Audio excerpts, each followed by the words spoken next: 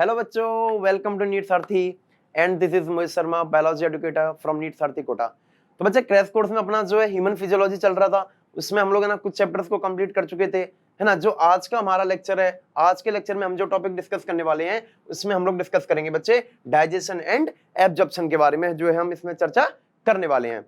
Last तक आपको बच्चे वीडियो देखना है इसी वन शॉट के अंदर, जो कि आपका करीब लगभग 1 घंटे के आसपास रहेगा। इसमें आपका जो कंप्लीट चैप्टर है वो कंप्लीट कर दिया जाएगा, है ना। चैप्टर के सारे कॉन्सेप्ट इसमें लिए जाएंगे, आपको इस तरह से पढ़ाया जाएगा कि आपके सारे क्वेश्चंस जो है आप अच्छे से कर पाओ। आपका जो एग्जाम में भी जो क्वेश्चन आएगा वो इससे बाहर जाए ये प्रोबेबिलिटी तो होएगी नहीं, है ना, बिल्कुल भी पॉसिबल ही नहीं है। बस आपको एक काम करना है बच्चे, लास्ट तक इस वीडियो को देखते रहना है और आपके सारे कंसेप्ट जो है वो बिल्कुल क्लियर होंगे।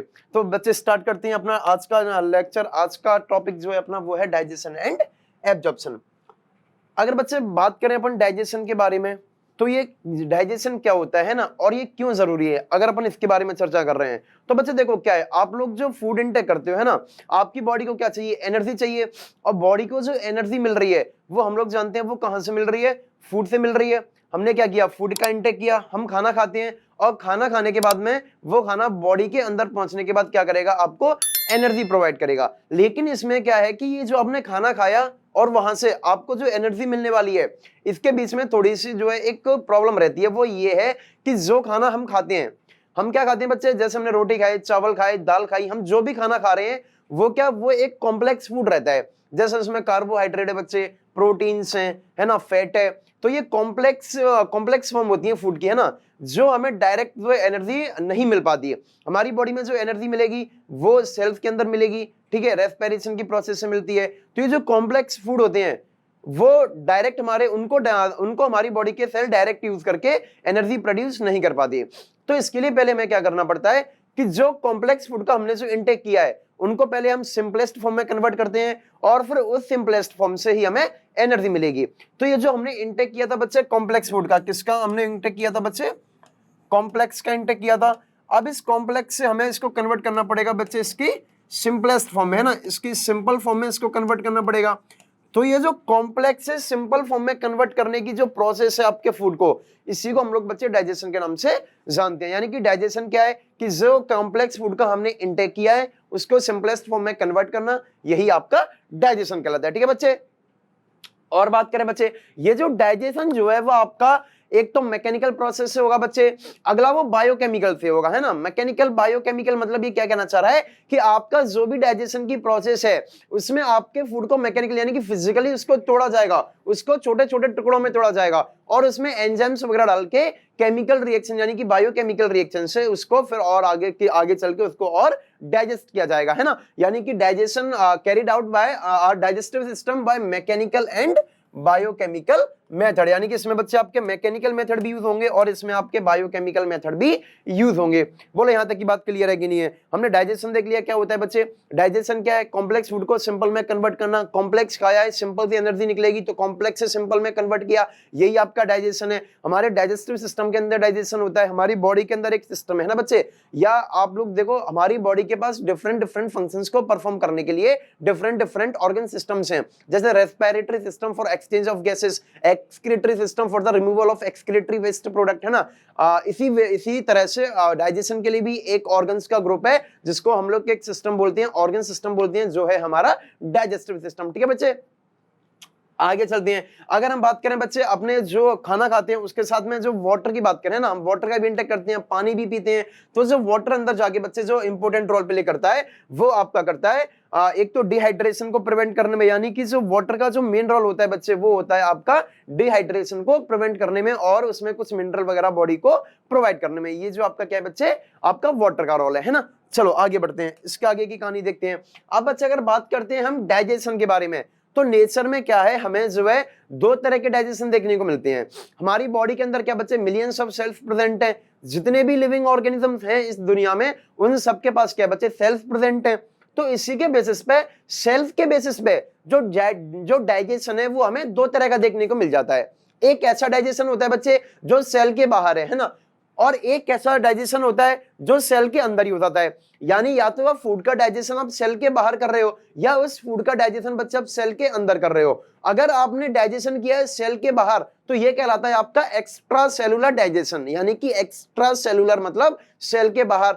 और अगर आपने फूड को डाइजेस्ट किया है सेल के अंदर, ये आपका बच्चे कहलाता है intra cellular digestion. Intra cellular मतलब सेल के अंदर, यानी कि आपका डाइजेशन जो है बच्चे वो दो तरह का मिलता है मेन, है ना। एक मिलेगा इसमें आपको बच्चे इंट्रा सेलुलर डाइजेशन, इसका मतलब क्या, डाइजेशन होगा इनसाइड सेल, है ना, यानी कि digestion will take place inside your self, यानी कि सेल्फ के अंदर होगा इसमें डाइजेशन। और बच्चे जो सेकंड है वो है हमारा एक्स्ट्रा सेलुलर। इसका क्या मतलब है कि जो डाइजेशन होगा वो होगा बच्चे आउटसाइड द सेल, है ना, यानी कि सेल के बाहर होगा, जो आपको फंगस वगैरह में देखने को मिल रहा है ना।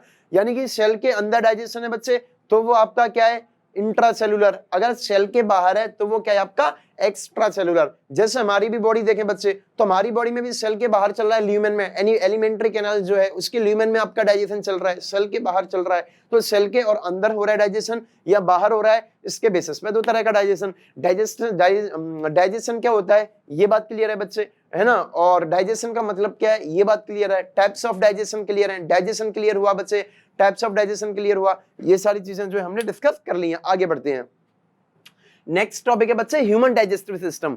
इस जो चैप्टर में जो मेन हमारा जो फोकस रहेगा वो रहेगा ह्यूमन के डाइजेशन पे, है ना। यानी कि ह्यूमंस के अंदर डाइजेस्टिव सिस्टम किस तरह का होता है, इसमें डाइजेशन किस तरह से हो रहा है बच्चे, क्योंकि हम लोग पढ़ रहे हैं ह्यूमन फिजियोलॉजी। ओके बच्चे, तो आगे की बात करते हैं बच्चे।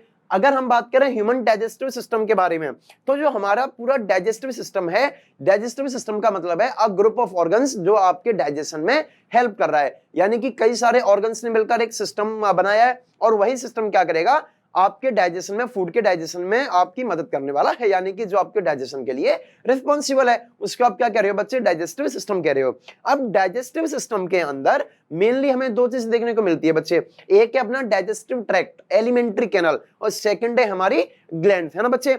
एक है हमारा बच्चे कौन, एलिमेंट्री कैनाल, या तो इसको एलिमेंट्री कैनाल बोलो, और डाइजेस्टिव ट्रैक्ट, है ना, या तो एलिमेंट्री कैनाल और डाइजेस्टिव ट्रैक्ट। इसमें क्या क्या आता है बच्चे, डाइजेस्टिव ट्रैक्ट में आपका क्या रहेगा, आपके alimentary canal consist of from buccal cavity, mouth से बक्कल कैविटी से लेके आपके एनस तक, है ना। ये एक ट्यूब लाइक स्ट्रक्चर है जिसको आप लोग क्या कहते हो बच्चे, उसी को आप लोग जो है डाइजेस्टिव ट्रैक्ट या फिर एलिमेंट्री कैनाल के नाम से जानते हो, है ना। सेकंड जो है बच्चे वो है डाइजेस्टिव ग्लैंड्स, यानी कि ये जो आपका डाइजेशन चल रहा है इस डाइजेशन में कुछ आपके एंजाइम्स भी आएंगे, है ना, कुछ सीक्रेशंस आपकी हेल्प करते हैं डाइजेशन करने में, और वो जो सीक्रेशंस हैं वो सीक्रेट किए जाते हैं एंजाइम्स वगैरह आपकी कुछ ग्लैंड्स के द्वारा, और ये ग्लैंड्स आपकी डाइजेशन में हेल्प कर रही हैं तो इनको आप कहते हो डाइजेस्टिव ग्लैंड। मेनली इसमें आपको कौन कौन सी पढ़नी है बच्चे, एक रहेगी आपकी क्या, आप इसमें सलाइवरी ग्लैंड्स के बारे में बात करोगे, है ना बच्चे। आप इसमें क्या बात करोगे, सलाइवरी ग्लैंड्स के बारे में बात करोगे। आप इसमें बात करोगे बच्चे लिवर के बारे में, जिसको आप largest gland of your body के नाम से जानते हो। इसमें आप बात करोगे बच्चे थोड़ी बहुत पेनक्रियास के बारे में, है ना, कि पेनक्रियास के अंदर पेनक्रियास किस तरह से हेल्प कर रहा है डाइजेशन में, वो क्या सीक्रेट कर रहा है, ये सारी चीजें भी आप लोग इसमें डिस्कस करोगे, है ना। यानी कि digestive system consist of alimentary canal and digestive glands. Okay बच्चे, आगे चलते हैं, नेक्स्ट बात करते हैं हम लोग इसके बारे में। ये है हमारी एलिमेंट्री कैनाल और जिसको हम लोग बोल रहे हैं digestive tract. It start from mouth, है ना। सबसे पहले बच्चे आपका माउथ रहेगा, ये जो ओपनिंग है अपर लिप और लोअर लिप में जो आपकी ओपनिंग है ये आपका माउथ है। इसके बाद में एक आपको यहाँ पर चैम्बर मिल रहा है, ये खाली होलो चैम्बर है जिसको आप लोग बक्कल कैविटी के नाम से जानते हो, है ना बच्चे। या तो बोलो बक्कल कैविटी या इसको बोलो बच्चे ओरल कैविटी या फिर बक्कोफेरेंजियल कैविटी के नाम से इसको आप लोग जानते हो। ये ओरल कैविटी हुई। इसके बाद में जब आप नीचे की तरफ चलोगे बच्चे तो ओरल कैविटी के पीछे एक आपका कॉमन चैम्बर होता है ना, जिसमें से आपका फूड भी निकल रहा है और रेस्पिरेशन की, तो ब्रीथिंग के टाइम पर नोज से जाने वाली एयर भी पास हो रही है। यानी कि एक ऐसा कॉमन पैसेज है जहां से आपका एयर भी निकल रही है, फूड भी निकल रही है, उसको आप लोग फेरिंग्स के नाम से जानते हो बच्चे, है ना। उसको आप लोग क्या बोलोगे, फेरिंग्स। यानी कि जो फेरिंग्स दिया हुआ है ये क्या बच्चे, कॉमन पैसेज है ना। ये क्या है आपका कॉमन पैसेज है for food and air, common passage for food and air, यानी कि यहां से एयर भी निकलेगी बच्चे और आपका जो है फूड भी निकलेगा। आपकी बक्कल कैविटी में अगर हम बात कर रहे थे बच्चे तो बक्कल कैविटी के बाहर आपकी सलाइवरी ग्लैंड्स प्रेजेंट होती है ना। जो डाइजेस्टिव ग्लैंड में जो सलाइवरी ग्लैंड्स थी वो यहाँ प्रेजेंट रहेंगी। मेनली आपको 3 पेयर्स ऑफ सलाइवरी ग्लैंड्स देखने को मिलती हैं, जिसमें फर्स्ट है बच्चे आपकी पैरोटिड ग्लैंड, सेकंड बात कर लेंगे बच्चे सब मैक्सिलरी और तीसरी बात कर लेंगे सबलिंगुअल, ये तीनों ग्लैंड जो है आपको देखने को मिलेगी। जब फेरिंग्स से नीचे की तरफ जाएंगे बच्चे तो आपको एक लॉन्ग ट्यूब लाइक स्ट्रक्चर देखने को मिलता है जो आपकी बक्कल कैविटी को आपके स्टमक से कनेक्ट करेगा और उसको हम लोग ईसोफेगस के नाम से जानते हैं। यानी कि अगला जो पार्ट है बच्चे वो है अपना ईसोफेगस। ईसोफेगस जाके खुलेगा एक जे शेप्ड ऑर्गन में, जिसको आप लोग क्या बोल रहे हो बच्चे, स्टमक बोल रहे हो। स्टमक जो आपका एक क्या है बच्चे, जे शेप्ड ऑर्गन है ना, ये क्या है अपना एक जे शेप्ड ऑर्गन है जो आपके फूड को स्टोर करेगा और उसमें डाइजेशन एब्जॉर्प्शन की प्रोसेसेस भी होंगी। आगे चलते हैं बच्चे, अगर इसके बारे में बात कर रहे हैं, अभी स्टमक के यहाँ आपके कुछ ऑर्गन्स और इसमें यूज हो रहे हैं ना, कुछ और ग्लैंड्स हो रही हैं, जैसे इसमें यूज होगा आपके बच्चे लिवर का, जो आपके बाइल को सिंथेसाइज करेगा। हम आगे चल के बाइल जूस पढ़ेंगे है ना, उसको बाइल के सिंथेसिस का काम ये लिवर करने वाला है। और अगर देखें बच्चे, इसके बाद आएगा गॉल ब्लैडर। अब गॉल ब्लैडर क्या है बच्चे, गॉल ब्लैडर में क्या हुआ, ये आप गॉल ब्लैडर आपके लिवर के नीचे एक छोटा सा स्ट्रक्चर लटका रहता है, प्रेजेंट रहता है ना, लिवर के नीचे छोटा सा स्ट्रक्चर प्रेजेंट है जिसको आप लोग गॉल ब्लैडर कह रहे हो, और उसका काम है आपके बाइल जूस को कॉन्सेंट्रेट करना। जो बाइल जूस आपके लिवर ने सिंथेसाइज किया है वो उसको कॉन्सेंट्रेट करेगा, है ना, कॉन्सेंट्रेशन में उसकी में हेल्प करेगा। इसके बाद है बच्चे आपका, है ना, स्टमक आगे चल के खुलता है आपकी इंटेस्टाइन में। इंटेस्टाइन आपको मिलनी दो देखने को मिलती है, पहले स्मॉल इंटेस्टाइन, उसके बाद में आपकी लार्ज इंटेस्टाइन, है ना। स्मॉल इंटेस्टाइन की बात करें बच्चे तो स्मॉल इंटेस्टाइन में आपके अलग अलग पार्ट देखने को मिलेंगे, जिसमें पहला पार्ट रहेगा आपका ड्यूडेनम, उसके बाद में प्रेजेंट रहेगा बच्चे आपका जेजुनम, और उसके बाद में प्रेजेंट रहेगा आपका इलियम। फिर स्मॉल इंटेस्टाइन आपका जाके खुलेगा बच्चे किसके अंदर, लार्ज इंटेस्टाइन के अंदर। उसके भी आपको डिफरेंट पार्ट्स देखने को मिलेंगे, जिसमें पहला रहेगा आपकी, मैं बात करूं तो बच्चे सीकम रहेगा। सीकम के नीचे एक फिंगर लाइक प्रोजेक्शन होता है जो वर्मीफॉर्म अपेंडिक्स के नाम से जाना जाता है, और वो एक वेस्टिजियल ऑर्गन भी है। ये क्या है बच्चे आपका, वेस्टिजियल ऑर्गन भी कहा जाता है इसका ना, वर्मीफॉर्म अपेंडिक्स को। सीकम के बाद में अगला आपका पार्ट आएगा बच्चे कॉलोन, है ना। कॉलोन में आपका असेंडिंग कॉलम रहेगा बच्चे, उसके बाद ट्रांसवर्स कॉलम रहेगा, डिसेंडिंग कॉलम रहेगा, ये सब जो है आपके उसके पार्ट रहेंगे कॉलन के। और उसके बाद में एक सिग्मोइड स्ट्रक्चर बनेगा कॉलन का, जिसको आप लोग सिग्मोइड कॉलन के नाम से जानते हो, ये बनेगा। अब सीकम कॉलन के बाद में आएगी बच्चे आपका क्या आएगा, रेक्टम। रेक्टम क्या है, रेक्टम आपका एक स्ट्रक्चर है। सीकम के बाद में एक स्ट्रक्चर, एक मैं बोलूं पाउच लाइक स्ट्रक्चर रहेगा जो आपके फेसेस को कलेक्ट करने में या फिर फीकल मैटर को स्टोर करने में आपकी हेल्प करेगा, ठीक है। रेक्टम के बाद में बच्चे आपकी एनल कैनाल बनेगी, और एनल कैनाल जो है एनस के थ्रू आपकी बाहर की बॉडी से बाहर जो है ओपन हो जाएगी, और आपकी एलिमेंट्री कैनाल जो है यहाँ पर एनस पर आकर खत्म होती है। ये क्या था बच्चे आपका, एलिमेंट्री कैनाल थी। इसमें हमने लिवर का काम देखा, और आपके बच्चे एक पेनक्रियास भी इसमें यूज होगा जो आपके पेनक्रियाटिक जूस को सीक्रेट करेगा और स्मॉल इंटेस्टाइन में अपने जो सीक्रेशन को वो डालेगा। ये थी बच्चे अपने एलिमेंट्री कैनाल के बारे में कहानी हल्की सी, ठीक है। आगे चलते हैं। अभी बच्चे हम लोग पढ़ रहे हैं क्या, अभी हम पढ़ रहे हैं एलिमेंट्री कैनाल को, है ना। इसमें दो पार्ट थे, एक तो आपको एलिमेंट्री कैनाल पढ़नी है, इसके स्ट्रक्चर को पढ़ना है, और उसके बाद में हम लोग पढ़ेंगे कि डाइजेशन कहां पर किस तरह से हो रहा है, ठीक है। दो चीजें पढ़नी है, डाइजेशन के अलग अलग स्टेप होते हैं, न्यूट्रिशन में कौन कौन से स्टेप होते हैं वो सभी अभी हम आगे चल के बात करेंगे, ठीक है बच्चे। आगे चलते हैं। अब अगर बात करें बच्चे आपके, है ना, इसके बारे में, आपकी एलिमेंट्री कैनाल के बारे में, तो इसमें प्रेजेंट है बच्चे आपका माउथ प्रेजेंट रहेगा, ठीक है। उसके बाद आपकी buccal cavity, pharynx, oesophagus, stomach, intestine, जिसमें भी आपकी first small intestine, second large intestine. Small में पहला ड्यूडेनम, जेजुनम, इलियम, लार्ज में रहेगा बच्चे आपका सीकम, कॉलन और रेक्टम। इंटेस्टाइन के बाद में आपकी रहेगी एनल कैनाल, और उसके बाद में आपका रहेगा बच्चे एनस रहेगा, है ना बच्चे। अगर इसमें बात करें बच्चे आपकी ये पूरी एलिमेंट्री कैनाल को, तो इसको हम तीन पार्ट में डिवाइड करते हैं, है ना। इसके जो माउथ और बक्कल कैविटी वाला रीजन है बच्चे, इसको हम लोग क्या कहते हैं, इसको हम लोग बोलते हैं बच्चे फोरगट के नाम से जानते हैं। इसको किस नाम से जानते हैं, फोरगट के नाम से जानते हैं। क्लियर है कि नहीं है। ये जो बच्चे फेरिंग्स से लेके इंटेस्टाइन तक का पार्ट है, इसको हम लोग कहते हैं बच्चे मिडगट, है ना, इसको हम लोग बोलते हैं मिडगट। और एनल कैनाल और एनस को हम लोग बोलते हैं बच्चे हैंडगट के नाम से जानते हैं। ये कहलाएगी आपकी हैंडगट, यानी कि फोरगट, मिडगट और हैंडगट, इन तीन कैटेगरीज में हमने आपकी पूरी एलिमेंट्री कैनाल को डिवाइड करके रखा है, ठीक है। इनके ओरिजिन की बात करें बच्चे, तो जो फोरगट वाला रहता है ये आपका होता है एक्टोडर्मल। ओरिजिन में कैसा रहता है आपका, एक्टोडर्मल रहेगा, ठीक है बच्चे। अगर बात कर रहे हैं किसके बारे में, मिडगट के बारे में, तो ये रहेगा आपका एंडोडर्मल। जो मिडगट है बच्चे ये रहेगा आपका एंडोडर्मल, ये एंडोडर्म से निकला हुआ है। और ये जो हैंडगट है ये भी आपका कैसा रहेगा बच्चे, एक्टोडर्मल रहेगा। यानी कि एलिमेंट्री कैनाल आपकी एक्टोडर्म और एंडोडर्म से बनी हुई है। आगे चर्चा बढ़ाते हुए बच्चे बात करते हैं, आगे की कहानी और देखते हैं इसमें। अब हम कर रहे हैं बच्चे डाइजेस्टिव ट्रैक्ट की स्टडी करने वाले डिटेल में, जिसमें पहला पार्ट है हमारा माउथ। अगर माउथ की बात करें बच्चे, ये क्या है, mouth horizontal transverse slit like aperture surrounded by the upper lip and the lower lip. यानी कि माउथ कोई ऐसी ज्यादा पढ़ने वाली ऐसा कोई भारी भरकम टॉपिक नहीं है, सिर्फ ये है कि एक स्लिट लाइक यानी कि एक अपर्चर होता है, एक ओपनिंग होती है जो आपकी लोअर लिप और अपर लिप से जो है कवर की होती है, ठीक है। ये आपका माउथ है। माउथ के बाद में बच्चे आपका अंदर जाकर एक चैम्बर मिलता है, एक कैविटी मिलती है, जिसको आप लोग बक्कल कैविटी, ओरल कैविटी या फिर बक्कोफेरेंजियल कैविटी के नाम से जानते हो। ये बच्चे आपकी दो पार्ट में डिवाइडेड होती है ना। बक्कल कैविटी को देखें तो इसमें एक होता है आपका बक्कल वेस्टिब्यूल और सेकंड होता है आपका मेन ओरल कैविटी। क्लियर है कि नहीं है?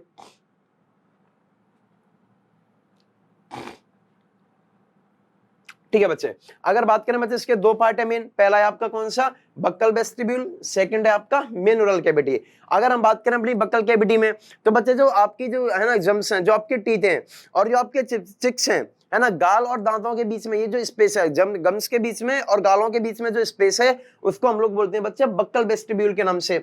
और इसके दांतों के अंदर का, अगर हम दांतों के अंदर की जो कैविटी को देखें, जो स्पेस को देखें, वो आपकी कहलाती है मेन ओरल कैविटी। यानी बक्कल वेस्टिब्यूल क्या बच्चे, स्पेस है ये बिटवीन किस किसके, जम्स के एंड आपका किसके, चिक्स के बीच में, है ना, गम्स एंड चिक्स के बीच में। और अगर बात करें मेन ओरल कैविटी के में, inner and central part which is surrounded by upper and the lower थो। ये अपर और लोअर थो के लोअर जो थे ये सराउंडेड है बच्चे, जिसको आप लोग मेन ओरल कैविटी कह रहे हो। चलो आगे की तरफ चलते हैं बच्चे। अगर बात करें किससे लैंड होती है, it is lined by non keratinised stratified squamous epithelium. ये आपके जो एनिमल टिश्यू का पार्ट है, अपन उधर भी इसको डिस्कस करेंगे। आगे बढ़ते हैं बच्चे, है ना। अगर बात करें बच्चे अपने बक्कल कैविटी में, तो बक्कल कैविटी में हमारे कई सारे टीथ होते हैं, है ना, और इसके अलावा एक मस्कुलर स्ट्रक्चर होता है जिसको आप लोग टंग के नाम से जानते हो। यानी कि buccal cavity consist of teeth and a muscular structure known as tongue. बहुत बढ़िया।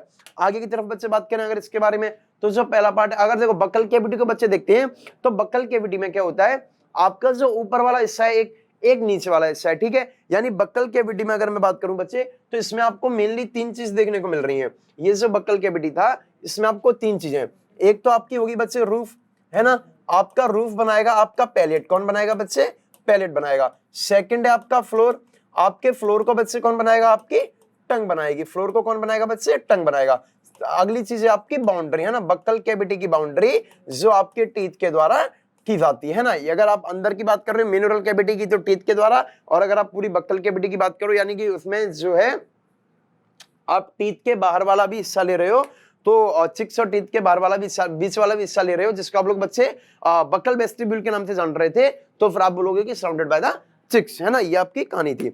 अगर बात करें बच्चे इसमें सबसे पहले हम लोग पैलेट के बारे में, यानी कि आपका क्या कर रहा है, रूफ बना रहा है, ठीक है। आपकी जो बक्कल कैविटी है उसके रूफ का फॉर्मेशन कर रहा है, जिसको आप पैलेट कह रहे हो बच्चे। ये जो पैलेट होता है आपके दो, ये पैलेट भी दो पार्ट में डिवाइडेड होता है, एक आगे की तरफ वाला, एक पीछे की तरफ वाला। यानी कि अगर आप ये ऊपर वाले हिस्से को देखोगे, हाँ, अपने ऊपर वाले हिस्से को देखोगे, तो इसमें जो आगे का हिस्सा है वो एकदम हार्ड रहेगा, है ना, जिसको आप लोग हार्ड पैलेट के नाम से जानते हो। और फिर उसमें जो पीछे की तरफ का हिस्सा देखोगे वो आपको बिल्कुल सॉफ्ट मिलेगा, और उसको आप जो है बच्चे सॉफ्ट पैलेट के नाम से जानते हो। यानी कि जो आपका पैलेट है बच्चे, palate consist of hard palate and soft palate. Hard palate जो है बच्चे आगे की तरफ रहेगा, सॉफ्ट पैलेट आपके पीछे की तरफ रहेगा। अगर आप हार्ड पैलेट को देखते हो, तो हार्ड पैलेट में आपको कुछ लाइनिंग्स भी देखने को मिलती हैं, जिनको बच्चे आप लोग क्या बोलते हो, जिनको आप लोग बच्चे रगे के नाम से जानते हो, है ना। अगर सॉफ्ट पैलेट की बात करें बच्चे, तो आपका सॉफ्ट पैलेट जो है वो पीछे की तरफ वाला है, और उसमें एक फिंगर लाइक प्रोजेक्शन भी होता है, जिसको आप लोग यूवुला के नाम से जानते हो। इसको आप लोग क्या नाम देते हो बच्चे, यूवुला नाम देखो, यूवुला नाम दोगे, ठीक है बच्चे। The posterior outgrowth of soft palette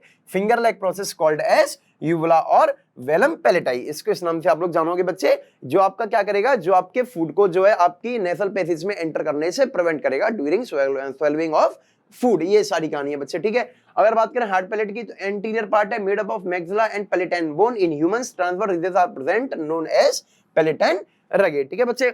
अगर बात करें सॉफ्ट पैलेट के बारे में, तो पोस्टीरियर पार्ट रहेगा, यानी कि पीछे वाला पार्ट रहेगा, made up of involuntary muscle, fibrous connective tissue and mucous epithelium, ठीक है बच्चे। आपको मेन चीज क्या याद रखनी है कि आगे वाले को कहेंगे हार्ड पैलेट, पीछे वाले को कहेंगे सॉफ्ट पैलेट। सॉफ्ट पैलेट के अंदर एक आपकी फिंगर लाइक प्रोजेक्शन आती है, जिसको आप लोग पैलेटाइन रगे के नाम से जानते हो, है ना। और आपके सॉफ्ट पैलेट के अंदर अगर आप बच्चे बात करोगे हार्ड पैलेट पे, तो हार्ड पैलेट पर आपकी कुछ लाइनिंग्स होती हैं, जिसको आप लोग बोलते हो क्या, पैलेटाइन रगे। और सॉफ्ट पैलेट के पीछे एक आपका फिंगर लाइक प्रोजेक्शन है, जिसको आप लोग यूवुला कह रहे हो, और वो आपका प्रिवेंट करेगा क्या, entering of food into your nasal passage. चलो आगे की तरफ चलते हैं, है ना।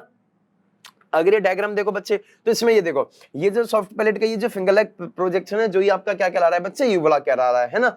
और ये जो आपके जिसमें टीथ एम्बेडेड है उसको आप लोग जिंजिवा या फिर गम के नाम से जानते हो। ये आपका अपर लिप हो गया बच्चे, है ना। ये आपकी टंग है, एक मस्कुलर स्ट्रक्चर, ठीक है। इसमें सॉफ्ट पैलेट, हार्ड पैलेट, आपकी और भी चीजें दे रखी हैं। चलो आगे की तरफ बढ़ते हैं बच्चे। अगला है आपका फेरिंग्स, यानी कि बक्कल कैविटी हुआ। अब बक्कल कैविटी के बाद में आपका अगला कौन सा स्ट्रक्चर, एक फेरिंग्स है, जो कि आपका एक कॉमन पैसेज रहेगा बच्चे फॉर फूड एंड एयर, ठीक है बच्चे। और फेरिंग्स को भी हम डिफरेंट पार्ट्स में डिवाइड करते हैं, मेनली 3 पार्ट्स में डिवाइड करते हैं। अगर फेरिंग्स की बात करें बच्चे, तो ये क्या है, common passage for the air and the food, यानी कि यहीं से आपका फूड भी पास करेगा और आपके एयर भी पास करेगी, ठीक है बच्चे। यानी कि यहाँ आपका ट्रैकिया रहेगा, ठीक है बच्चे, यहाँ आपका ईसोफेगस रहेगा इस तरह से, तो यहाँ से आपका फूड आएगा, यहाँ चला जाएगा, और यहाँ से आपकी ऊपर से एयर आ रही है, यहाँ चली जाएगी। तो ये वाला जो पैसेज है जहाँ से आपकी फूड एयर दोनों पास हो रही है, वही आपका क्या कहलाएगा बच्चे, वही आपका फेरिंग्स के नाम से जाना जाएगा। आगे की तरफ बढ़ते हैं। अब इसमें बात करें बच्चे, फेरिंग्स भी आपका मेनली 3 पार्ट में डिवाइडेड है। अगर बात करें जो सबसे ऊपर वाला है वो है अपना नेसोफेरिंग्स, है ना, जहां आपका नेसल पैसेज खुल रहा है। ये जो नेसल पैसेज है, यहाँ से नॉस्ट्रल के बाद में जो नेसल पैसेज है वो तो बक्कल कैविटी में खुल रहा है ऊपर हिस्से में, वो आपका कहलाएगा बच्चे upper part of your pharynx, that is known as nasopharynx. One pair of opening of eustachian tube and also present in the nasopharynx. Nasopharynx में बच्चे नेसल पैसेज के अलावा ऑस्ट्रेशन ट्यूब की भी ओपनिंग खुलती है, जो आपके ईयर से आ रहा होता है ना। ये कम रहेगा आपके बच्चे नेसोफेरिंग्स के बाद में। उसके बाद में अगला मिडिल पार्ट रहता है, जिसको आप लोग ओरोफेरिंग्स के नाम से जानते हो, और उसके नीचे आपका लोअर पार्ट रहेगा, जिसको आप लोग जानते हो बच्चे लैरिंगोफेरिंग्स के नाम से, ठीक है बच्चे। अब इसकी बात करें लैरिंगोफेरिंग्स क्या होता है। लैरिंगो मतलब है बच्चे, लैरिंग्स का वर्ड यूज करना चाह रहा है ना, जो आपकी ट्रैकिया का एक पार्ट रहता है, यानी आपकी जो ट्रैकिया है उसके ऊपर वाला जो पार्ट रहता है वो भी आपका इसे सेमी खुल रहा होता है। उसकी भी जो ओपनिंग है, ग्लॉटिस वाला जो हिस्सा है वो भी आपको यहीं खुलेगा बच्चे, और आपका जो है ईसोफेगस का जो गलेट है वो भी आपका ओपनिंग जो है वो भी यहीं पर आकर ओपन होगी। यानी कि लैरिंगोफेरिंग्स वो जगह बच्चे वहीं पर आपका ट्रैकिया ओपन कर रहा है, वहीं पर आपका जो है ईसोफेगस ओपन कर रहा है। ये दोनों आपके ओपन एक ही जगह पर कर रहे हैं, ठीक है बच्चे। ईसोफेगस कॉल्ड द ईसोफेगस की ओपनिंग को बच्चे हम लोग क्या कहते हैं, गलेट कहते हैं, और ट्रैकिया को हम लोग जो है वो बच्चे ग्लॉटिस कहते हैं, है ना। आगे की तरफ चलते हैं। ये बात हुई हमारी बच्चे फेरिंग्स के बाद में।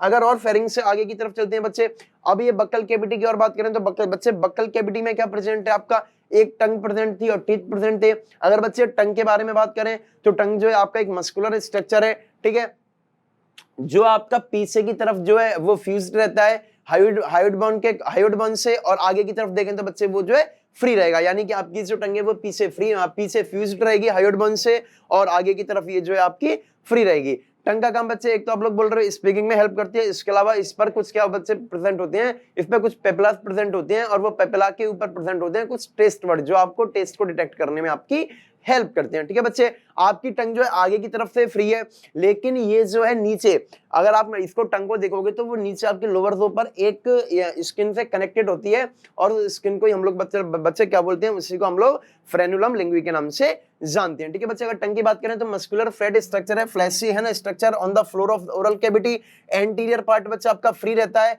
पोस्टीरियर कनेक्टेड रहेगा हायोइड बोन से, ठीक है। वेंट्रल सरफेस की बात करें तो connected to the floor by the frenulum linguae, यानी कि जो नीचे है फ्रेनुलम लिंग्वी से वो कनेक्टेड रहता है। The upper surface of the tongue has the many small projection called papillae, some of them bears क्या बच्चे टेस्ट बर्ड। इन पे क्या प्रेजेंट होगी, टेस्ट बर्ड प्रेजेंट होगी, और ये टेस्ट बर्ड आपको क्या करेगी, ये टेस्ट बर्ड आपको टेस्ट को डिटेक्ट करने में हेल्प करने वाली है। आगे अगर और चर्चा करें बच्चे इसके बारे में, तो अगला जो अपना पोर्शन आता है बक्कल कैविटी का, टंग खत्म हुआ, टंग के बाद में आपके आते हैं बच्चे टीथ। अगर हम टीथ को देखते हैं बच्चे, तो आपका टीथ जो है ओरिजिन में होता है बच्चे एक्टोमीजियोडर्मल, इसका कुछ पार्ट जो है आपका एक्टोडर्म से निकला हुआ है, कुछ पार्ट जो है आपका बच्चे मीजियोडर्म से निकला हुआ है ना, इसलिए हम इसको ओरिजिन में कहते हैं ectomesodermal in origin. In human teeth of the upper jaw are attached to the maxilla bone and the lower is connected to the mandible, यानी कि जो ऊपर वाले जो आपके बच्चे दांत हैं वो आपके मैक्सिला बोन से कनेक्टेड होंगे, और जो नीचे वाले हैं वो आपके बच्चे मैंडिबल बोन से कनेक्टेड होंगे। ये उनके कनेक्शन की बात की गई है। अगर हम टीथ के स्ट्रक्चर की बात करते हैं बच्चे, तो आपकी जो टीथ का जो आपको व्हाइट कलर का ऊपर वाला हिस्सा दिखाई दे रहा है, इसको हम लोग जानते हैं बच्चे क्राउन के नाम से, है ना। ये आपका क्या कहलाएगा बच्चे, क्राउन कहलाएगा। It is the outer part exposed to outside of the gums, यानी कि जो गम्स के आगे जो जम्स के आगे जो आपको बाहर वाला हिस्सा दिख रहा है, जो आपके व्हाइट कलर का हिस्सा आपको टीथ का जो नजर आ रहा है, वही क्या है बच्चा आपका, वही क्राउन कहलाएगा, है ना। इसके बाद में आपका सेकंड पार्ट होता है नेक, यानी कि जो गम्स में जो आपका गम्स में जो एम्बेडेड पार्ट है ना, आपका दांत का वो हिस्सा जो आपके गम्स में धसा हुआ है, एम्बेडेड है, उसी हिस्से को आप लोग क्या बोलोगे बच्चे, नेक बोलोगे। और उसके अंदर फिर जो रूट निकली हुई है, अंदर जो रूट एम्बेडेड कर रखी है, उसको आप लोग जानते हो बच्चे रूट के नाम से, है ना। यानी सॉकेट या जॉ बोन के अंदर जो रूट्स अंदर जा चुकी है, उनको आप लोग रूट के नाम से जानते हो। यानी कि इसके मेनली आपने कितने पार्ट देखे बच्चे, एक देखा आपने क्राउन, दूसरा देखा आपने नेक, और तीसरा देखा आपने रूट। क्राउन आपको बाहर दिखेगा, और जो नेक वाला है जो आपका एम्बेडेड पार्ट है, और रूट जो है वो आपके बोन्स में और जाके अंदर एंटर कर चुकी है। ये आपकी टीथ की बात हुई बच्चे।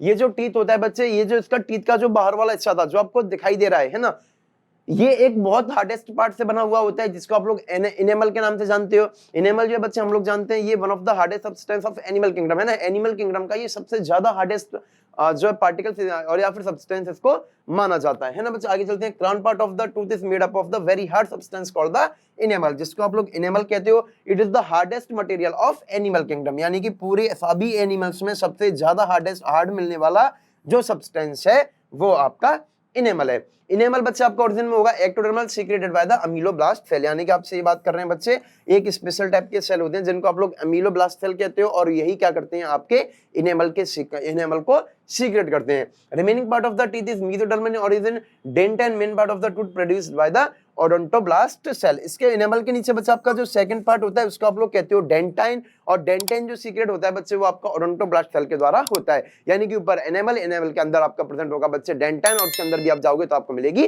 पल्प कैविटी, है ना। आगे की तरफ चलते हैं बच्चे और आगे बढ़ते हैं। अब बात करें बच्चे हमारे टीथ के बारे में, तो जब आप किसी भी टीथ को देखते हो, किसी भी इंसान के दांतों को देखोगे तो आपको अलग अलग तरह के दांत दिखाई देंगे। ऐसा नहीं है कि आपके सारे जो दांत हैं वो एक जैसे हैं। अगर हम नंबर की बात करें एक एडल्ट में तो 32 टीथ होते हैं, तो आपको किसी के भी 32 के 32 दांत एक जैसे देखने वाले नहीं है। आपको 32 दांत में कुछ ना कुछ वेरिएशन दिखेंगे, यानी कि इसमें आपको अलग अलग तरह के दांत मिलेंगे। ऐसे दो एक तरह के हो गए, दो एक तरह के हो गए, मतलब कुछ भी ना, लेकिन उसमें वेरिएशन होगा। तो ये वेरिएशन है, इसके बेसिस पे, यानी कि शेप्स के बेसिस पे या फिर उनके फंक्शन के बेसिस पे जो हमारे अंदर टीथ होते हैं बच्चे, वो हमने मेनली डिवाइड करके रखे हैं 4 कैटेगरीज में। पहला होता है बच्चे हमारा कौन सा, इंसिजर, सेकंड होता है कैनाइन, फिर उसके बाद प्रीमोलर, उसके बाद मोलर, यानी कि 4 कैटेगरी में डिवाइड करके रखा है बच्चे। Incisor, canine, premolar, molar. इसमें क्या रहेगा, इंसिजर है बच्चे वो आपके लॉन्ग सिसल शेप्ड टीथ रहेंगे जो नोइंग ऑफ फूड में आपके जो है यूज हो रहे हैं, है ना, which are used in gnawing of your food. उसके बाद में आते हैं बच्चे कैनन। कैनन आपके एकदम शार्प रहते हैं, शार्प होते हैं, वो किसी भी चीज को टीयर वगैरह करने में आपके जो है वो हेल्प करने वाले हैं। Sharp pointed teeth mean for the tearing and sharing of food, ठीक है बच्चे, ये आपके फूड को टीयर वगैरह करने में जो है हेल्प करेंगे। ये मेनली जो है कार्निवोर्स में ज्यादा एक्टिव रहते हैं ना, हर्बीवोर्स में तो ये लगभग एब्सेंट हो जाते हैं। जैसे अगर मैं बात करूं रैबिट की, तो उनके अंदर तो ये होते ही नहीं है ना। प्रीमोलर की बात करें बच्चे, तो आपके अंदर जो दांतों के अंदर जो डाढ़ होती है ना, आप लोग जिनको डाढ़ के नाम से जानते हो, तो आगे वाली जो डाढ़ है उनको आप लोग प्रीमोलर कहते हो, और पीछे वाली जो डाढ़ है पीछे वाली उनको आप लोग जो है मोलर के नाम से कहते हो, है ना। प्रीमोलर ट्रायंगुलर शेप की रहती है, meant for chewing and crushing of your food, और मोलर का भी बच्चे ये रेक्टेंगुलर शेप का रहेगा, इसका भी फंक्शन जो है ऊपर वाले के सेम ही रहेगा। यानी कि प्रीमोलर और मोलर, यानी कि डाढ़, चाहे आगे वाले की बात करो चाहे पीछे वाले की बात करो, इनका काम क्या है, खाने को चबाना है ना बच्चे, चबाना, यानी कि ये आपके लिए यूज होंगे बच्चे chewing and crushing of your food, जिसको आप लोग मेस्टिकेशन के नाम से जानते हो, है ना। यानी कि they are used for the mastication of your food, food को मेस्टिकेशन में ये आपके लिए यूज होने वाले हैं। ये बात क्या हुई बच्चे, आपके टीथ के टाइप्स के बारे में बात हुई, ठीक है बच्चे। Premolar and molar help in the mastication of food, है ना, ये आपके मेस्टिकेशन में हेल्प करेंगे। अगर हम बच्चे बात करें कैरेक्टरिस्टिक ऑफ मेमेलियन टीथ या फिर ह्यूमंस के टीथ की, यानी कि हमारे जो टीथ हैं उनके क्या क्या कैरेक्टरिस्टिक हैं, वो कैसे कैसे हैं, तो इसमें सबसे पहले बात हम बात करते हैं बच्चे कि जो मेमल्स के टीथ होते हैं या फिर जो ह्यूमंस के टीथ हैं वो थीकोडोंट होते हैं। कैसे होते हैं, थीकोडोंट। थीकोडोंट का क्या मतलब है कि आपके जो टीथ हैं वो आपके जॉ में एम्बेडेड हैं। अगर मैं आपके दांतों को बोलूं तो क्या आपके दांत क्या इस तरह से हैं कि अगर ये आपकी है ना, ये गम वाला रीजन है ना, तो इसमें क्या इस तरह से कि आपका टीथ ऐसे रखा हुआ है, सिर्फ चिपका हुआ है, नहीं ऐसा नहीं है। आपका टीथ क्या है, अगर ये आपकी जॉ है तो इसमें इस तरह से एम्बेडेड है ना, यानी कि टीथ उसमें जो है अंदर धसा हुआ है। और अगर कोई टीथ उसमें जॉ में एम्बेडेड है, इसी टीथ को हम लोग बोलते हैं बच्चे थीकोडोंट। थीकोडोंट का मतलब क्या होता है, teeth is embedded into your jaw, the teeth which are present in bony socket और जो है ना, यानी कि उसमें एम्बेडेड होकर रखे हैं। सेकंड है डाइफ्यूडोंट। डाइफ्यूडोंट का मतलब होता है बच्चे कि आपके जो टीथ हैं वो जीवन में 2 बार आते हैं, है ना। अगर आप ह्यूमंस की बात कर रहे हो तो एक बार आप देखते हो कि बचपन में दांत आते हैं, फिर वो टूटते हैं, उसके बाद में दूसरे टीथ आते हैं, है ना। डाइफ्यूडोंट यानी कि teeth appear twice in your life, the teeth which appears twice in the life, है ना, यानी कि लाइफ में ये 2 बार आएंगे। जिसमें बच्चे जो पहली वाले जो टीथ आते हैं जिनको हम लोग क्या बोलते हैं, जिनको हम लोग मिल्क टीथ या फिर टेम्परेरी टीथ के नाम से जानते जानते हैं, और जो बाद में टीथ आते हैं उनको हम लोग बोलते हैं बच्चे परमानेंट टीथ, है ना। यानी कि पहले आने वाले आपके या तो मिल्क टीथ हैं, दूध के दांत जिनको बोलते हैं, और जो बाद में आते हैं वो हमारे होते हैं बच्चे परमानेंट टीथ, है ना। यानी कि जो फिर आपके लिए जीवन भर चलने वाले, जीवन भर मतलब आगे की बात अलग है ना, लेकिन वो आपके लाइफ टाइम के लिए वो आपके रहने वाले हैं, है ना। अगर जब आपकी एज बहुत ज्यादा हो रही है तब वो निकल रहे हैं तो फिर वो आपकी बात अलग है, ठीक है बच्चे। यानी कि उसके बाद में ये नहीं है कि परमानेंट टूट गए तो परमानेंट टूट चुके हैं तो उसके बाद में आपके कोई तीसरी बार आए, ऐसा होने वाला नहीं है। यानी कि दांत आपके सिर्फ 2 बार ही आएंगे, है ना, एक स्टार्टिंग में और एक जो है आपकी कुछ आप जब है ना जो मिल्क टीथ जो है टूट जाएंगे उसके बाद में अपियर होंगे वो। आगे चलते हैं। और होता है बच्चे, तो थिकोडोंट समझ में आया, सॉकेटों में एम्बेडेड रहेगा। अगला है डाइफ्यूडोंट, यानी कि 2 बार आएंगे। अगले बच्चे हेट्रोडोंट। हेट्रोडोंट का मतलब है different different types of teeth, है ना, जो अपन ने ऊपर भी बात की थी अभी कि आपके जो टीथ हैं वो सारे के सारे सेम नहीं है, सब अलग अलग टीथ है ना, अलग अलग है। यानी कि इसमें आपको वेराइटीज मिल रही है, वेरिएशन मिल रहे हैं, और ये कहलाएगा आपका हेट्रो। हेट्रो मतलब अलग अलग होता है ना, यानी कि जो अलग अलग टीथ आपको मिल रहे हैं ये क्या है आपका हेट्रोडोंट, है ना बच्चे। चलें आगे। When the teeth are of different types on the basis of structure and function, यानी कि स्ट्रक्चर और फंक्शन के बेसिस पर जब आपके पास अलग अलग तरह के टीथ प्रेजेंट है तो है ना, आप उनको क्या कहते हैं बच्चे, उनको आप लोग जो है हेट्रोडोंट टीथ के नाम से जानते हो। चलें आगे।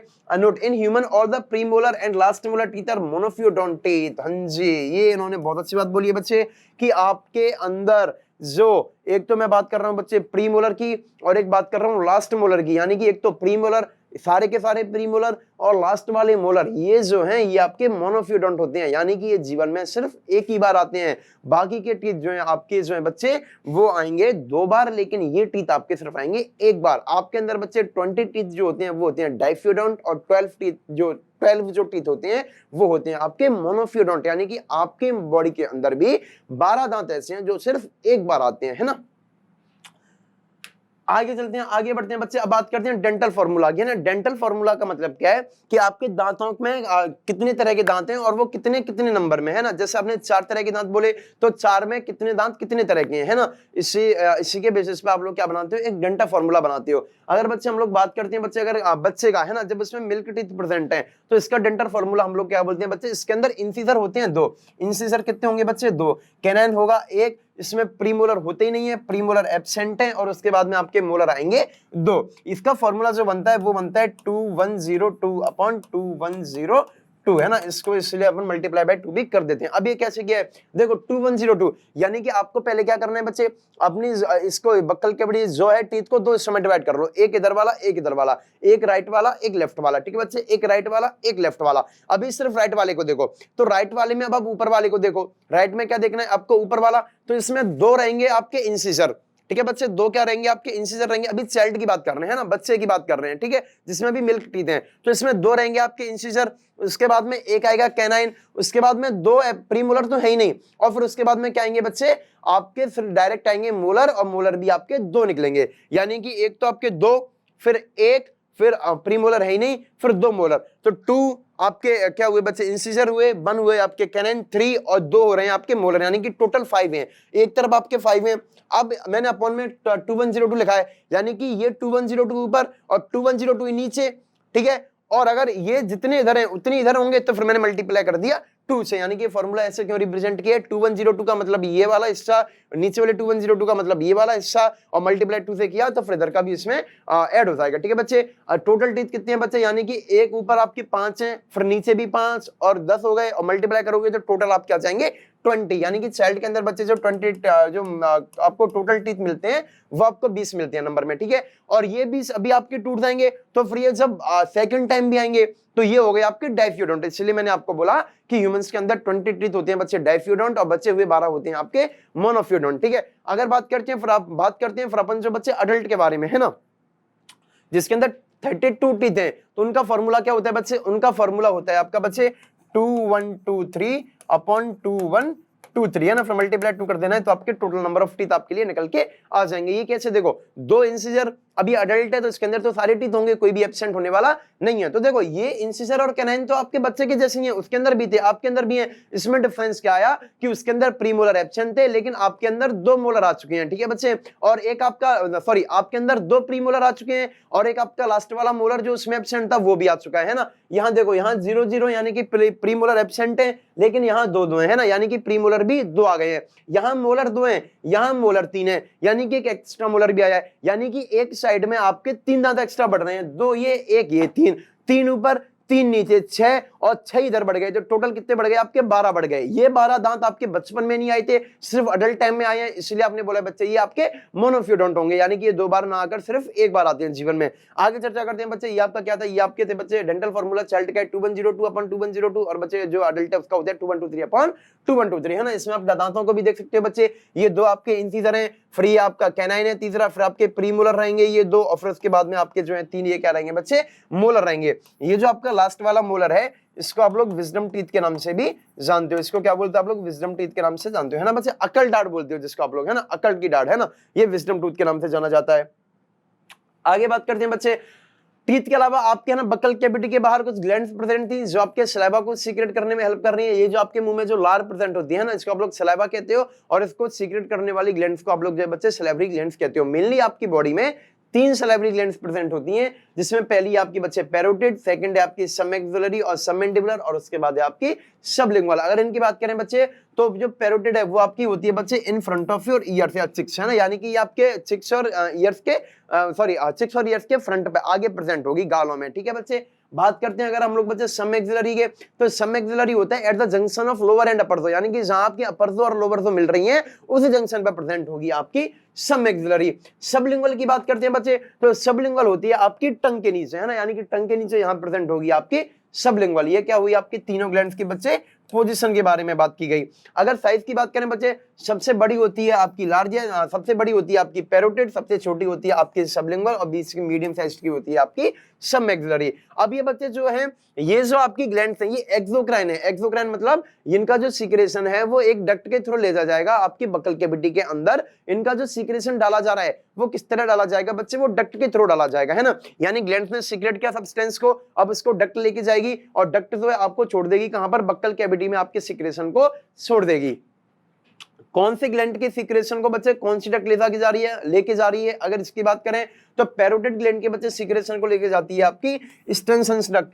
अगर बात करें सबमैक्सिलरी की, इसके सीक्रेशन को बच्चे आपके लेके जाएगी बच्चे कौन सी डक्ट, वाटन्स ग्लैंड है ना बच्चे। और बात करें सबलिंगुअल की तो इसके सीक्रेशन को आपके बकल कैविटी के अंदर डालेगी आपके बच्चे डक्ट ऑफ रिविनस। ये आपके बच्चे किसके बारे में बात हुई, आपकी सलाइवरी ग्लैंड के बारे में बात हुई। नंबर में कितनी होती है, कौन सी बड़ी है, कौन सी छोटी है, कौन सी बीच की साइज है और कौन सी ग्लैंड का सीक्रेशन किस डक्ट के द्वारा ले जाया जाता है, ये सारी चर्चा भी अपन ने इसमें अभी कर ली है। आगे बढ़ते हैं बच्चे है ना, ये आपका डायग्राम देके रखा है बच्चे, इसमें ये पैरोटिड ग्लैंड ये है ना आपकी मस्टर्स मसल एक्सटेंशन डक्ट है ना, सबलिंगुअल डक्ट, सबमैंडिबुलरी ग्लैंड, वाटन्स डक्ट है ना, म्यूकस मेम्ब्रेन कट रहेगी सबलिंगुअल ग्लैंड, ये इसमें आपके डायग्राम में दिखाई गई है ना। मेनली आपको ये फंक्शन और इनके नाम ये याद रख लेने हैं, कौन से ग्लैंड जो है कौन सी ग्लैंड होती है और कौन सी डक्ट लेके जा रही है और इनका साइज याद कर लेना है, ठीक है बच्चे। वीडियो को देखते रहना बच्चे, लास्ट तक बीच में खड़े होकर नहीं जाना है, चैप्टर कंप्लीट करके जाना है, सारे कॉन्सेप्ट क्लियर होंगे आपके लास्ट तक है ना, कोई भी क्वेश्चन आपका जो है छूटेगा नहीं है ना, बस आप देखते रहें चीजों को। अगर बात करें बच्चे कंपोजिशन ऑफ सलाइवा के अंदर तो डेली हम बच्चे 1 से 1.5 लीटर सलाइवा सीक्रेट करते हैं ना, मेनली डेली कितने करते हैं बच्चे, अप्रॉक्स 1 to 1.5 लीटर इतना सलाइवा निकलता है, जिसकी पीएच होती है बच्चे आपकी 6.8, यानी कि स्लाइटली वो आपका कैसा होने वाला है बच्चे, एसिडिक होने वाला है। कंपोजिशन इसमें बच्चे आपका वाटर रहेगा, वाटर के अलावा इसमें बच्चे कुछ आपके क्या होते हैं एंजाइम्स भी होते हैं ना, जो आपके फूड के डाइजेशन में भी हेल्प करेंगे। इसमें होता है बच्चे आपका सलाइवरी अमाइलेज है ना, इसके अलावा कुछ होता है टाइलिन है ना, जो आपका मेनली बेटा सीक्रेट होता है पैरोटिड ग्लैंड से। लाइसोसोम जो होता है बच्चे ये जो टाइलिन होता है, ठीक है, सलाइवरी अमाइलेज या फिर टाइलिन, जिसको आप लोग कौन निकाल रही है, आपकी मेन पैरोटिड ग्लैंड निकाल रही है। इसके अलावा होता है आपका लाइसोजाइम। लाइसोजाइम जो है बच्चे एक एंटीबैक्टीरियल एंजाइम है ना, यानी कि आपके फूड वगैरह के साथ में या फिर एयर वगैरह के साथ में आपकी अगर बक्कल कैविटी के अंदर कोई बैक्टीरिया वगैरह जाता है तो इस बैक्टीरिया को किल करने का जो काम है वो आपके लाइसोजाइम का है। इलेक्ट्रोलाइट भी होते हैं इसमें कुछ बच्चे, जैसे सोडियम पोटेशियम है ना, सोडियम पोटेशियम क्लोरीन HCO3- ये सब जो है इसमें आपके क्या प्रेजेंट होते हैं बच्चे, ये प्रेजेंट होते हैं आपके इसमें ये जो है आपके इलेक्ट्रोलाइट प्रेजेंट है ना। इसमें जो क्लोरीन जो है बच्चे, इसका जो मेन फंक्शन होता है ये आपके एंजाइम को एक्टिवेट करने का होता है ना, यानी कि जो सलाइवरी अमाइलेज है इसको एक्टिवेट करने का काम जो होता है वो आपके क्लोरीनाइन का होता है। इसमें कुछ एंटीबॉडीज भी प्रेजेंट है, जैसे IgA है ना, इसको आप लोग ये आपकी कहाँ प्रेजेंट है बच्चे, ये आपकी सलाइवा में प्रेजेंट होती है, इसके अलावा आपकी मिल्क में प्रेजेंट होती है। इसको इसीलिए आप लोग इसको क्या कहते हो, सीक्रेटरी एंटीबॉडी भी कहते हो। Small amount of urea and uric acid जो है आपके एक्सक्रीटरी वेस्ट जो है वो भी आपके सलाइवा में प्रेजेंट होते हैं। आगे चलते हैं बच्चे, बात करते हैं ईसोफेगस के बारे में। यहाँ तक अपनी जो बच्चे बक्कल कैविटी और फेरिंग्स के बारे में हमने बात कर ली है। बक्कल कैविटी की बात कर ली, कौन सा चैम्बर है ये, ठीक है। इसके दांतों के बारे में बात कर ली हमने, इसके टंग के बारे में बात कर ली है, ठीक है बच्चे। फेरिंग्स के बारे में बात कर ली, फेरिंग्स के पार्ट कौन कौन से होते हैं ये बात कर ली हमने।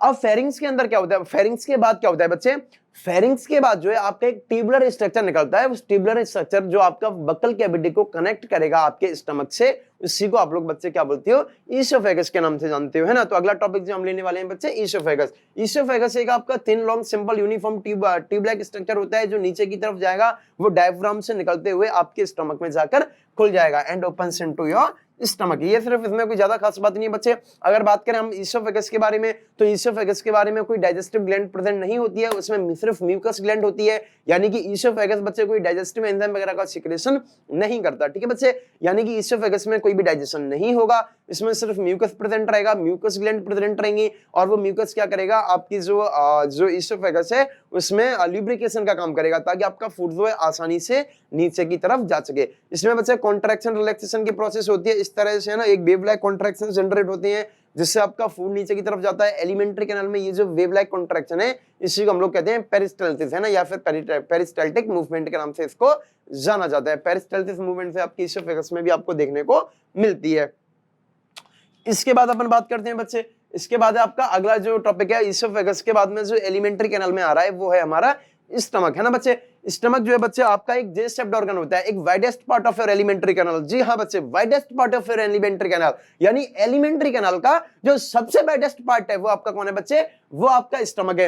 ये जे शेप्ड ऑर्गन रहता है, मस्कुलर स्ट्रक्चर है, यानी कि इसमें मसल्स प्रेजेंट रहेंगी। इसके शेप को देखोगे आप तो इसका शेप आपको बच्चे जे शेप देखने को मिलेगा, जे के जैसा शेप है। आप बच्चे आपके स्टमक के भी अलग अलग पार्ट होते हैं। इसका जो पहला पार्ट है बच्चे वो है कार्डियक पोर्शन, सेकंड है फंडेक, उसके बाद बॉडी और पाइलोरिक, यानी कि हमने इसको मेनली बच्चे 4 पार्ट में डिवाइड करके रखा है। वो 4 पार्ट कौन कौन से हैं अपने, cardiac, fundic, body and pyloric, ठीक है बच्चे। अगर इधर बात करोगे, ये सबसे वाला ये वाला हिस्सा है आपका कार्डियक, ये वाला है आपका बच्चे फंडिक, ये है मेन बॉडी और ये है आपका पाइलोरिक। आपका जो ईसोफेगस है, ईसोफेगस स्टमक में आके खुला है, वो खुलेगा आपका कार्डियक वाले रीजन में बच्चे। Oesophagus open into cardiac portion, यानी कि आपके कौन से पोर्शन में खुल रहा है बच्चे, ये है जो आपका कार्डियक पोर्शन में आकर खुलने वाला है of stomach. A muscular gastroesophageal sphincter regulates the opening of the esophagus into the stomach, यानी कि जैसे ही आपका ईसोफेगस स्टमक में खुलने वाला है तो उसको एक गेट मिल रहा है। ये मान के चलो कि ईसोफेगस आया